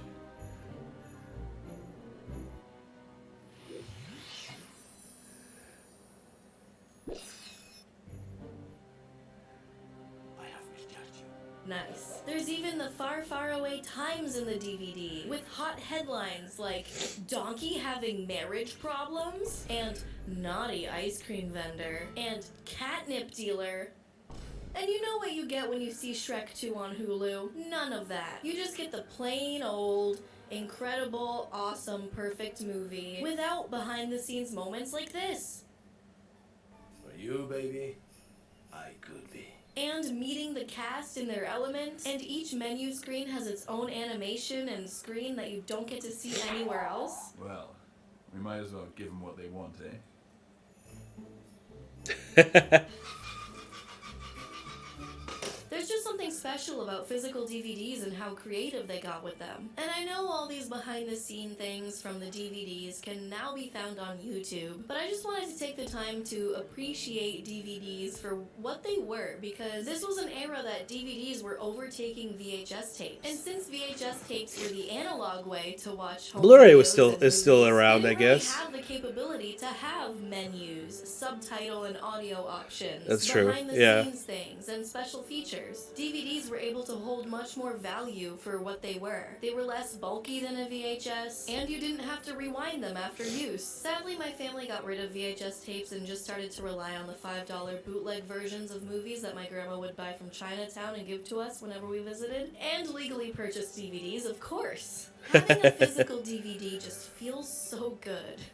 You own this, and you will always own it, so long as you don't lose it or break it or scratch it up for My fun. copy of Sherlock Holmes 2 with RDJ is gone forever to the ether. Rip. What are you doing? It'll never get taken away from you or rotated with new movies like Netflix does, unless someone breaks into your house to only steal your DVD collection. I guess these days, for people who still purchase DVDs, they're either collectors or it's gotta be a movie that they really, really like and want to have. A DVD collection I've been thinking of getting recently is the Studio Ghibli collection. Since That's they a make good their one, movies probably, yeah. semi-difficult to access, until now they've put their movies on HBO Max in America. But honestly, that's the only reason I'd pay for HBO Max, so I thought it would just be easier for me to have the physical DVDs of my favorite Ghibli films. Plus, people buy DVDs of their favorite shows, too. I was surprised when I looked into a chart of DVD sales in November of 2022. Let's do some combat. People bought the new Top Gun movie on DVD, along with The Grinch and a Really? handful of other Christmas classics, followed by The Office, the complete series, which makes sense That's fair. considering The Office is being passed around streaming services like eggnog at a Christmas party. I'm sorry, I couldn't think of anything. So it ended up just being more convenient for people to buy the complete series on DVD instead. I feel like that says something about I need how that for convenient leverage, though. streaming services are getting. And saving old physical copies of movies I and need shows that allows leverage you to box keep set unchanged yesterday. versions Holy of shit. that media. So if you have certain copies of Star Wars on DVD, you won't have to watch the versions with all these awful changes that George Lucas kept making over the years. True. Like, stop tampering with your movies years, decades after they've been released. Are you trying to J.K. Rowling the Star Wars series? Like, what was the point of this change? What is this? Like, I have some original Inuyasha episode DVDs, and these have the original theme song in them. Because when the series got licensed to Hulu, they completely removed the original theme song. Probably due to some copyright troubles. But I can still enjoy Oh, Jesus. Thank you. Sorry. original preserved glory because I have the physical media. I'm sure other people can go more in depth into the importance. I need to reread the Inuyasha. Holy shit. Inuyasha was so fucking I'm good. a DVD fan, and I just wanted to show off my DVDs. The rise of streaming services at first made things more convenient to watch the movies you wanted. But It's lately, as there's no more longer and so more now, streaming yeah. services added, we're just adding on higher and higher prices, especially if you're paying for the goddamn. service with no Holy ads. shit. And it's becoming more difficult to find Sorry, the Chaboy movies is you want. Am very I just sick. getting older? Is it more convenient to buy a DVD again or pirate it? But I do not condone any bootleg or pirated media on this channel. No, no, no. I guess you either die or live long enough to become Fuck parents allergies, and dude. buy DVDs. The same thing is Yeah, happening I'm with suffering. video games. The I'm only going physical through it. Switch game I own is Smash Ultimate. Let less physical copies of games are being purchased, and everything is becoming more digital. CD sales have been plummeting, DVD sales have been plummeting. My wife left me and took My a dog. wife left me. I'm sorry, I need a second. But yeah, they're still making DVDs, and unlike VHS tapes, are they still making VHSs? I don't know, man. But they're still No, making DVDs. not because really. People are still buying them. And no, you might be surprised to find out that it's not your grandparents or my grandma buying $5 bootleg versions of Kill Bill in Chinatown. Allegedly. I need to start. If I could afford it, I would start a Blu-ray collection. I have some anime movies that I like. 25 to 39 are most likely to be DVD. But I think it's smarter for when because I, a 25-year-old, busted out the for when everything goes to shit, we would need a physical collection, right? Right? At some point?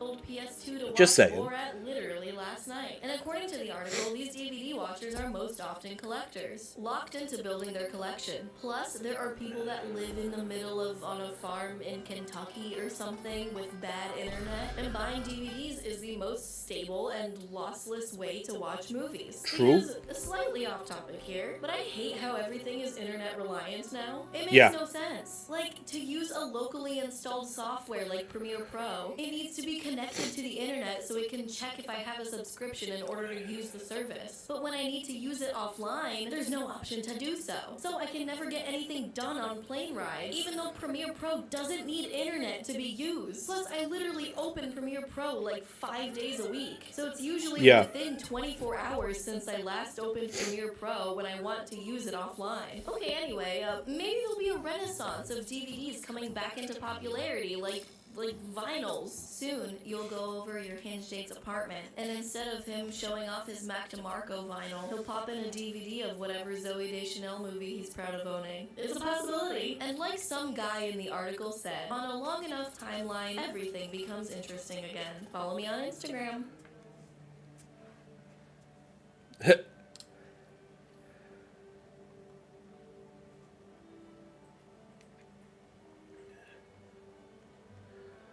All right.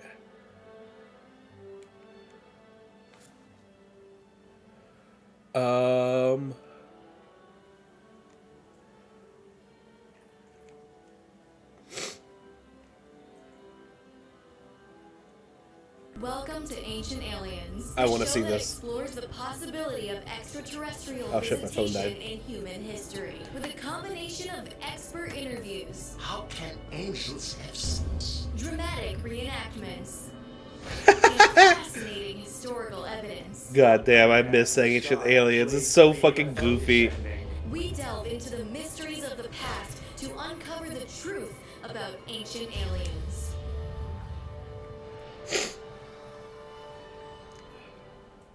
Ancient Aliens gets a lot of flack, perhaps for being factually incorrect, or suggesting that every natural Everything is disaster was aliens, caused dude. by aliens. Everything. Was created by extraterrestrials on purpose. And no On one is purpose. safe. Everything from the pyramids of Giza to On some purpose. rocks in Florida were created by aliens or by using alien technology. Utilized anti-gravity to levitate and distribute the enormous Oh yeah, I gotta go to Ginia. That's right. And every one from Leonardo da Vinci to Moses from religion to the founding fathers of the United States had contact with and were influenced by aliens. Is it really possible that Leonardo da Vinci may have obtained his incredible creative and scientific knowledge as the Because of direct aliens. result of an extraterrestrial? It's all aliens, dude. Everyone from the Greek gods to Adam and Eve were alien hybrids themselves. Yes, that's right. Alien hybrids. Adam was created from a human-like race that already existed on Earth. They even suggest that when we landed on the moon, that the astronauts may have had another, more top-secret assignment to contact aliens. Ancient Aliens has been on the air from 2009 to... It's still going? How Is it really? much to talk about? They're on season 18. And so I counted, they've done over... What 18 else? Yeah, what else is there? to God and I guess or everything is power. history. So It's not all. including when they mention it constantly in almost every episode, nor when they mention mention other religious texts like the ancient Indian Mahabharata or the Quran. They even have episodes dedicated to aliens and Bigfoot, aliens and dinosaurs, aliens and insects.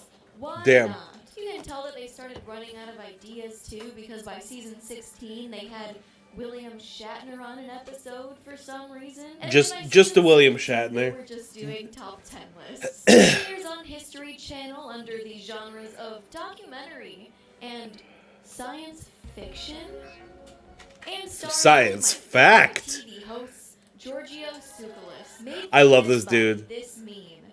Bringing you back to I fucking 2000. love this dude.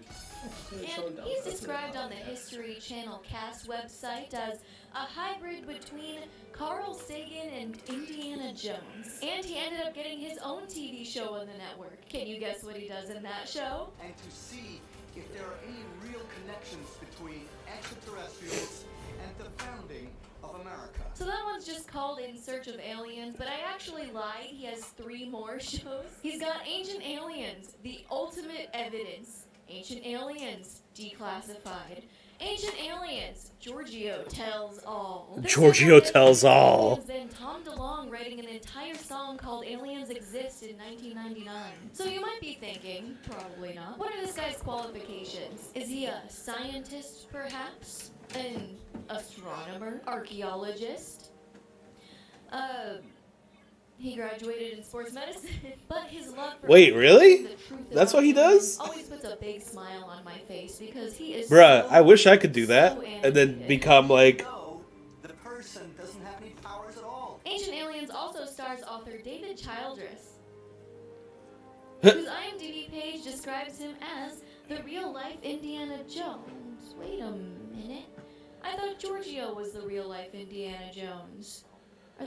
Are they both Indiana Jones? Anyway, he writes books about ancient mysteries and unexplained phenomena, and is known for his book series Lost Cities. Lastly, this guy Oh my god. is the author of a very famous book called Chariots of the Gods, written in 1968, which ended up actually being a very controversial book because it was one of the first to suggest that the technologies and religions of many ancient civilizations were given to them by ancient astronauts that were welcomed as gods. Well, it ended up getting turned into a documentary of the same name in 1970. I tried to watch some, but it was honestly boring as hell. But I this bet, documentary actually yeah. ended up skyrocketing the popularity of the ancient astronaut theory that Eric is hailed as one of the forefathers of. Is this sounding more familiar?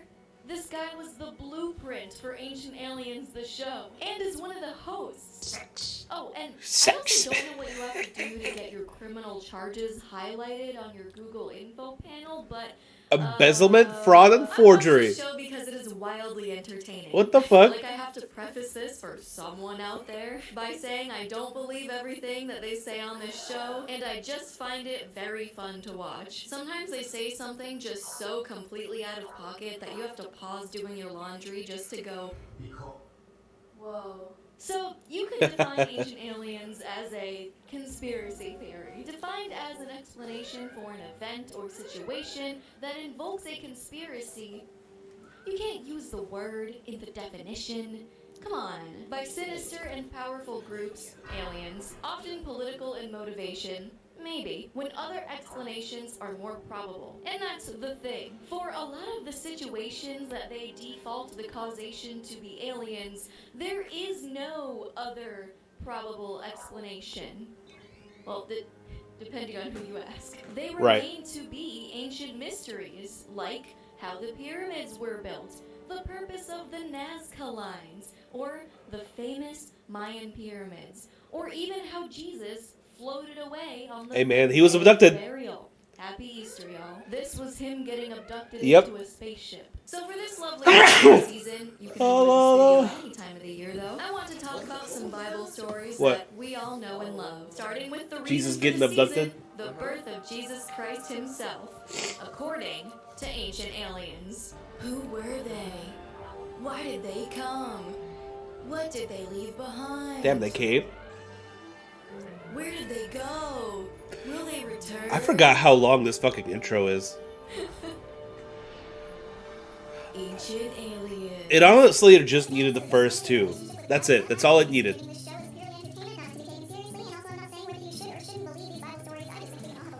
According to the Bible, it's the story that they all taught us, whether we wanted to learn it or not. Mary was selected by God to have his only son, Jesus. So she was by the Holy Spirit, and in Bethlehem, Mary and Joseph stayed at some dude's stable because they were in town for a mandatory census, and Airbnb prices were really expensive, so they had nowhere to stay. Mary popped out Jesus, she threw him in the manger, she gently put him down in the manger. Sure. 2 days later, 3 wise men visited baby Jesus and gave him gold, frankincense, and myrrh. Well, according to ancient aliens, this is not the whole truth. According to ancient aliens, these strangers had sex with beautiful young girls on our planet. Therefore, Mother Mary was impregnated by the Holy Spirit, right? Wrong.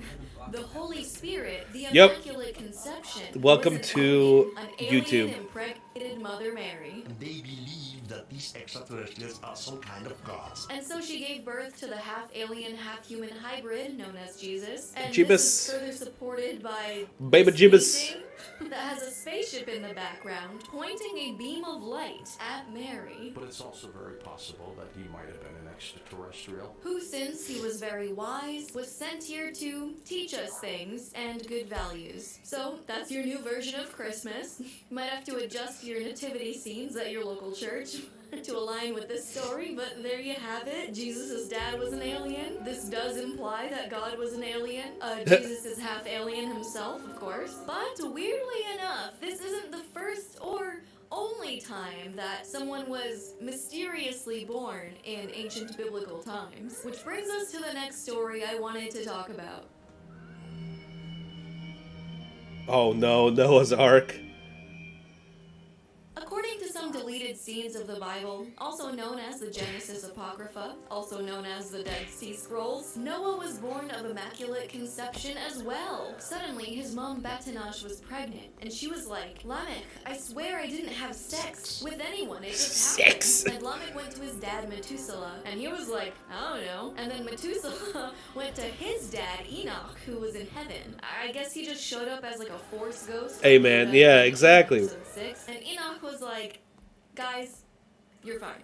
Lamech, your wife is telling the truth, and your son is going to have great purpose and be the father of the new world, or something like that. And they were like, okay, understandable, that's fine. And so Noah was born. None of these words are in the Bible, and that's a joke that actually makes sense. So now we get to Noah's Ark. Let me tell you how Noah's Ark goes down canonically in the Bible. Once upon a time, God created Adam and Eve. The descendants of Adam and Eve became wicked, and they kind of sucked. And so God was like, I'm gonna wipe out all of humanity with a flood and just start over and start a new save file. But Noah was like super obedient to God, and God liked him. So God went to Noah and was like, Noah, I got some bad news. I'm gonna flood the earth and erase all of humanity. But don't worry, I'll give you a heads up and some instructions on how to save yourself. And Here's the your thing. family. So, Here's the thing that I never understood. I'm gonna make a big boat. Like, Right? What did the rest of the animals do that was so horrible? The animals didn't do shit. The rest of the animals didn't deserve to die. a big boat. And I'm gonna need you to collect 2 of every animal onto your boat. So that way, when the flood is over, you guys can chill and repopulate the earth. And Noah was like, okay, understandable. Will do, boss. So Noah did just that. He built a big boat, got 2 of every animal. I'm still mad at him for bringing mosquitoes onto that boat. Yeah, It's motherfucker. the past, nonetheless. So then he saved himself and his family How dare and he? started anew. So the story of Noah's Ark is already a little far-fetched in terms of like what we think as reality today, right? Well, it gets Today. even wilder when you insert the story into the ancient aliens machine. Here's how the story of Noah and his ark really went down, according to ancient aliens. Noah's Whoop, whoop, mom whoop. impregnated by aliens. Obviously, God Yeah. in this situation was actually aliens, because aliens, who, by the way, created man according to this ancient astronaut theory, were actually the ones who initiated the Great Flood in order to start over with man to get rid of biological imperfections. Basically, their failed genetic manipulation attempts at creating man. The flood Ah. was actually a means of ridding the Earth of biological imperfections. That makes And sense. since Noah was pure Perfect in all his sense. generations and was half alien, he had the best genes to pass on to the new world. So aliens instructed Noah on how to survive this flood by building a big boat to save him and his family. But Big instructing butt. him to gather two Big of old each butt. animal to bring onto the boat was not realistic. I mean, the boat had to be huge. We're saying that's not realistic? Okay, so the more realistic outcome was... I'll just let them explain. Could it be possible that Noah's Ark was once again misunderstood technology, and Noah's Ark was a DNA bank. Yup, Of course. So Noah's Ark was There a it is. DNA bank. So that's a little taste of ancient aliens. There is so much to cover in this show, so let me know if you want more of it. He I doing guess I'll something. try reading this book that I bought just for the bit. My friends are concerned about me. Anyway, subscribe. This video is sponsored by my patrons. Thank you very much. I'll see you next time. Bye. What's he doing, actually? Is he even doing anything? He's on the top of the bookcase. Ah. All right, let's watch this video, and then I think I'll wrap up Bigfoot and aliens, dude. Have you ever wondered if aliens had anything to do with the mysteries of Bigfoot? No? Ah. And he's trying to catch it. Too bad. You might know a dad or be a dad that watches the History Channel that have you come across a show called Ancient Aliens at some point. The Great Flood was created by extraterrestrials on purpose. Where On they purpose. theorize that every event On in human purpose. history or non-human history was caused by aliens, and almost every historical figure has come into contact with aliens. On purpose. May have obtained his incredible creative and scientific On purpose. as the direct result of an extraterrestrial encounter. Ancient Aliens has quickly become one of my favorite unintentional comedies of the year. I've binged so much of it that I created my own drinking game for it. Because there are so many recurring things throughout each episode. Things like the Egyptian pyramids, the Mayan pyramids appearing. Anytime anyone says otherworldly, origin. and most infamously, this phrase coming up over and over and over. As ancient astronaut theorists contend. Anyways, Ancient the story of Bigfoot, astronaut one that has theorists. fascinated man for centuries. Ah. Oh. For 64 years. Yeah, the popularization of the legend of Bigfoot in America is younger than I expected. It really seems like popular theories like Bigfoot and the ancient astronaut theory are younger than some anime girls that look like babies but are actually like 1,000-year-old spirits. According to Ancient Aliens, the popularized legend of Bigfoot started Call me out for being a weeb, why don't ya? two British explorers, one that looks taller than Bigfoot himself, found a trail of giant footprints in a remote corner of Mount Everest. The climbers then took photos of the human-like giant footprints and brought them back, starting a media sensation. But that's the Yeti. Yeti lives in the snow and has his own ride at Animal Kingdom. That's not Bigfoot. Maybe a cousin of Bigfoot that Bigfoot doesn't talk to anymore because of weird family drama. The popularization of Bigfoot in America began around 7 years later, in 1958, when a journalist published a lighthearted, fun letter from a reader highlighting how loggers mysteriously found giant footprints in Northern California. And if this was 2015, you could say that this story went viral, if you will. Bigfoot then Virus. became a cultural phenomenon, starring in movies, and like I said, getting his own terrifying roller coaster at Disney's Animal Kingdom. But the general legend of Bigfoot is actually centuries, if not thousands of years old. There are legends of Bigfoots across cultures across the world, and in Native American legend as well. Apparently that's where the word Sasquatch comes from. So, just as history repeats itself, it's really only the colonizer's story that gets publicized. So Of course, Bigfoot was yeah. always kind of a legend before somewhere around the late 1800s and early 1900s that people started reporting sightings of Bigfoot. Big feet? Are they a family? In the Pacific Northwest of America and Canada, in those mountainous regions, there started to have a concentration of big feet sightings, which caused some theorists to grow suspicious of the legitimacy of Bigfoot. Could such a thing really exist? Hey, I'm not a thing. Don't worry, sweetie, I got this. And the way they describe Bigfoot is like that smelly Dorito kid that no one wanted to sit next to in school. I mean, some of the defining characteristics of Bigfoot are that he's about 7 to 9 feet tall, which is about That, 2.1 yeah. to 2.7 meters for some of you. And the other defining characteristic is that he smells like... Oh, sorry. I'm sorry. Like, so many of the Bigfoot sightings have reported a foul stench in conjunction with hearing its screeches. Why do I smell Wendy's? You think maybe these hikers just pooped their pants without realizing it upon hearing the gorgeous screeches of Bigfoot? But that's none of my Bird business, or I guess. Bigfoot? So what do aliens have to do with Bigfoot? Well, boy, you're in for a ride today. Ancient Aliens is truly an experience, and dare I say, it gets pretty wild and wacky, even. So today I want to bring you through the story of Bigfoot as told by ancient aliens, and what aliens could possibly have to do with Bigfoot. Who were they? Why did they come? What did they leave behind? Goddamn. Go. Will they Such a long return? intro for no fucking reason. Ancient aliens. It does not need to be that long of a fucking intro. What the fuck? So first they decide to tackle the age-old question. If Bigfoot is real, why haven't we caught him? Well, you wouldn't believe their answers for this. Maybe you can. Reason 1, Bigfoot is a phantom.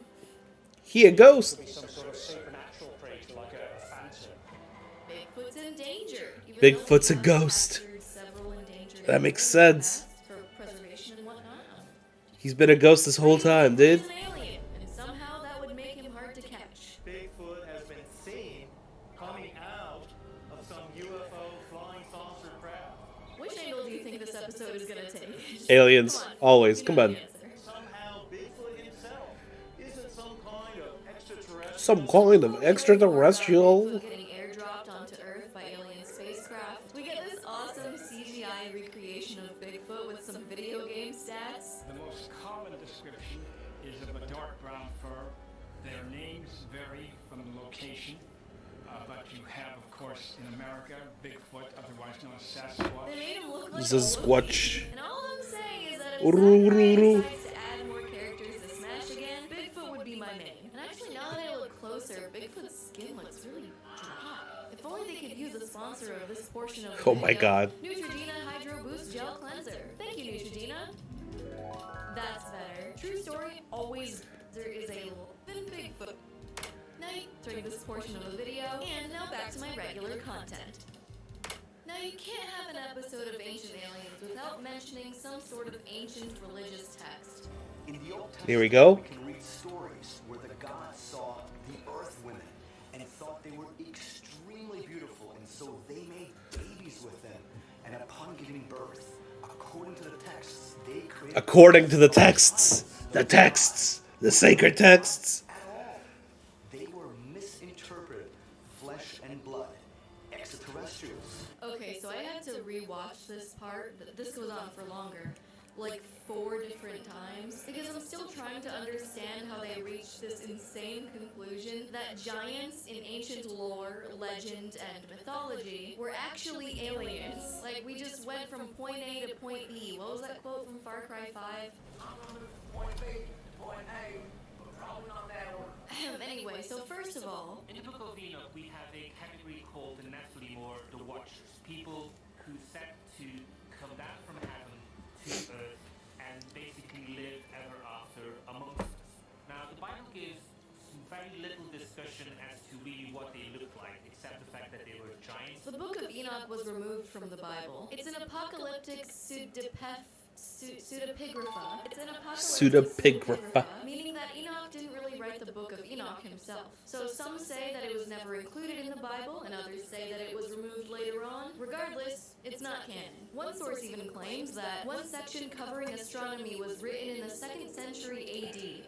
by just some guy who wanted to insert his own beliefs and speculations about astronomy into the Bible with the authority of Enoch. I wonder how much that happened to the Bible that people worship today. I'm only going off on this little tangent because Ancient Aliens likes to refer to the Book of Enoch a lot, sometimes without reminding and clarifying to us that it was a fan fiction for the Bible and not actually in the Bible. So also in this Book of Enoch, Ancient Aliens mentions The gods saw the earth women and thought they were extremely beautiful, and so they made babies with them. And upon giving birth, Why do you phrase it like that? Okay, so now we're back on track I guess. with giants in the distant past. So in the deleted scenes of the Bible, there were fallen angels that had sexual relations with human women. That created a race of giants. And those fallen angels were actually aliens. Because... Wub wub wub. Wub wub wub wub wub wub. about even more ancient civilizations like Mesopotamia and how they had legends of giants themselves, like the tale of Gilgamesh. In this epic poem, Gilgamesh has a companion named Enkidu. Did you hear that? It almost slips past you. In this epic poem, It's a poem. The funniest thing about this show is that everything is real to them. They even say multiple times that our ancestors just... Our ancestors depicted what they saw. Like they Depicted exactly what they saw, verbatim, exactly. and that the hungry caterpillar was, in fact, really that hungry. Also, why'd they have to paint the eyes on the Enkidu like that? That's so scary. Put their genetic marker on it to make a new bee that would be their slave. And they called this bee the Enkidu. The Enkidu. Oh my gosh, my eyes! Yeah, so now they're claiming that the Enkidu, a fictional character in a poem, was real and was created by aliens as a slave race. Why? Because... Sumerian texts also You describe just spotted him? sky gods who came to Earth, called the Anunnaki. These gods were probably extraterrestrials. Probably extraterrestrials. Probably. Checks out. The Epic of Gilgamesh actually describes a hominid creature created by extraterrestrial beings. Wub wub wub. Enkidu is some kind of Bigfoot, Sasquatch. Some kind of Bigfoot or Sasquatch. Bigfoot. And put their genetic marker on this beast, but that beast would still exist and probably went on its own evolutionary path to be the Bigfoot and the Sasquatch that we have today. Got it. The origin of Bigfoot was 1800 BC in Mesopotamia when aliens came down and created the Enkidu, a slave race of giants that then evolved into the same Bigfoot that we know today, and the Yeti and the Goliath from David and Goliath. Goliath might have been an extraterrestrial. Now, believe it or not, Ancient Aliens actually has a rebuttal for someone like me saying, well, legends are just legends because... People say, well, legends are just legends. But when you have cultures and countries Yeah. separated by oceans, all talking about very similar things, to me, this does suggest that in times past, these things were very, very prevalent and widespread across the world. There you go. Gotcha. Coincidence?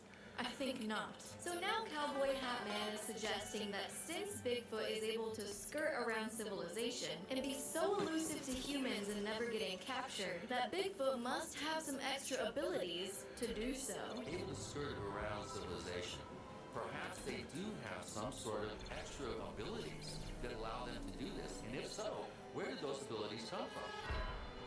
So we're about halfway through the episode, and all we've done so far is heavily imply that Bigfoot is an extraterrestrial species, while beating around the bush the entire time, but giving us a wink wink. Bigfoot are somehow an extraterrestrial species. Until now. If Bigfoot creatures are aligned with extraterrestrial beings, as ancient astronaut theorists believe... Take a drink. So now we're getting As into ancient the real astronaut part. theorists. Let's find out how they're going to connect aliens and Bigfoot. Because so far it's just been like, I don't know, guys. Maybe. He might be an alien. Does he have extraterrestrial powers? Now that they've hooked us in for 20 minutes with a bunch of backstory, now let's find out why aliens may have placed big feet on this earth a lot of years ago. Bigfoot could have been brought here to sort of, let's put it in alongside the natives and see what happens. Okay, first hypothesis. They got bored and put Bigfoot here to see what would happen. What, are aliens just a bunch of Ryuks from Death Note? Just Yes. messing around with us to be entertained? Exactly. So, that's a good one. I like it. What's the next one, mate? One idea is that these are entities that have been dropped down here as part of a research project. Second hypothesis is that it was a school project to see how humans would interact with Bigfoot. I'd say we assimilated pretty nicely with them, wouldn't you say? Another idea is that the Bigfoot creatures perhaps were criminals or some other type of... It's It's Georgia. And the third hypothesis is that aliens treated Earth like how England's treated Australia And just Georgia. dumped all the criminals and undesirables here to just figure it out for themselves. Pretty much. Ah, fuck off to Georgia. Thousands of years in the past, as ancient astronaut theorists believe. Ancient astronaut theorists. There it is. Oh, it's getting deep now. We're going into the deep dark now. I'll spare you the next few minutes and just tell you that there are a bunch of underground tunnels in Oregon that some people think Sasquatch lives in. That's literally what they say. Some believe this underground world is home to the Sasquatch creatures. And that Bigfoot hides underground in these unexplored caves, some of which haven't even been discovered yet. And the reason there have been Bigfoot sightings all over America is because of these underground tunnel systems. So it just goes off the rails from here. Suddenly, Giorgio is talking about how hairy troglodytes descended from the sky. Damn. Troglodytes are believed to have descended from the sky. These hairy, beastly-looking creatures that lived underground. But lived underground, but also were wise and taught us mankind things. They also were very wise and taught mankind in various disciplines. But then also ate people that walked into their lair. Yeah. How dare you walk into their lair? What the fuck? What's wrong with you? Where sometimes people never returned. And aliens built the tunnel systems in order to hide Bigfoot from us. And those underground bases and tunnel systems would have been made by extraterrestrials. Might extraterrestrials really have built caves and tunnel systems? Yes. 1000%. Yes. Why wouldn't they? Known as Bigfoot, as some ancient astronaut theorists Believe. Drink. Now we're introduced to another arc. Another hypothesis that he is actually an alien creature. that is actually intelligent and is just waiting for human extinction in order to take over. Waiting for man to destroy himself, at which time he'll assume dominance. Comment below what your favorite Damn. hypothesis is so far. Or a fifth hypothesis. And of course, he also could be the result of genetic hybridization. That aliens took the DNA of humans and apes and made Bigfoot. Yep. That makes sense. Landed on our planet and used Why wouldn't that make sense, to dude? create a hybrid between man and the apes. All bets are on. All bets are not on. I'm taking my bets off the table. I'm folding in this round. I'm not playing this game anymore. Could the intermingling of human and alien beings have resulted in this strange hybrid creature? As ancient astronaut theorists contend. Drink. Damn. They really do say that a lot. Hey, it's not as bad as the whip crack and Johnny Test. Nothing is as bad as that. This feels like an episode of Rick and Morty. Not found hard evidence of Bigfoot's existence is because it is hiding out, performing some secret extraterrestrial mission. That's it. I don't know what to say anymore. Subscribe and let me know what you thought about these theories. I hope you all had a good holiday. I was sick, so I wasn't able to do much, and I hope 2023 gets better. Also, I just started a video series with Abilena Sabrina. It's on her channel. It's called Deranged DMs, where we look at some of the unhinged things that people send us and other creators. So make sure you check that out. I'm really excited for it. Thank you so much to my Okay. I think we're going to go ahead and wrap up here. I'm going to go ahead and raid... Oh shit, Sleepy Nubis is live. Fellow Sleepy Boy, let's go. Alrighty. Thank you all, as always, so much for tuning in. I will see you guys next stream with other things. I don't know. I'll figure it out. I think I'm gonna try to focus down on Kingdom Hearts and Last of Us 2. I think I'm gonna play a whole bunch of that because there's a shit ton of Kingdom Hearts and there's a shit ton of Last of Us 2, and then I'll get back to Fire Emblem eventually, I think. I don't know, man. I want to play Fire Emblem as well. It's a lot of shit. It's a lot of shit. Alrighty, on that note, there's too much shit that I want to play. Maybe I'll make 3 days a week dedicated, like 1 day a week where I'm dedicating to other stuff. Maybe I'll watch these kinds of videos in the background to facilitate conversation and stuff too. I think I enjoyed this little test run here. Alrighty, on that note, thank you all so much for tuning in. As always, I will see you guys in the next one, and bye-bye. Have a good one.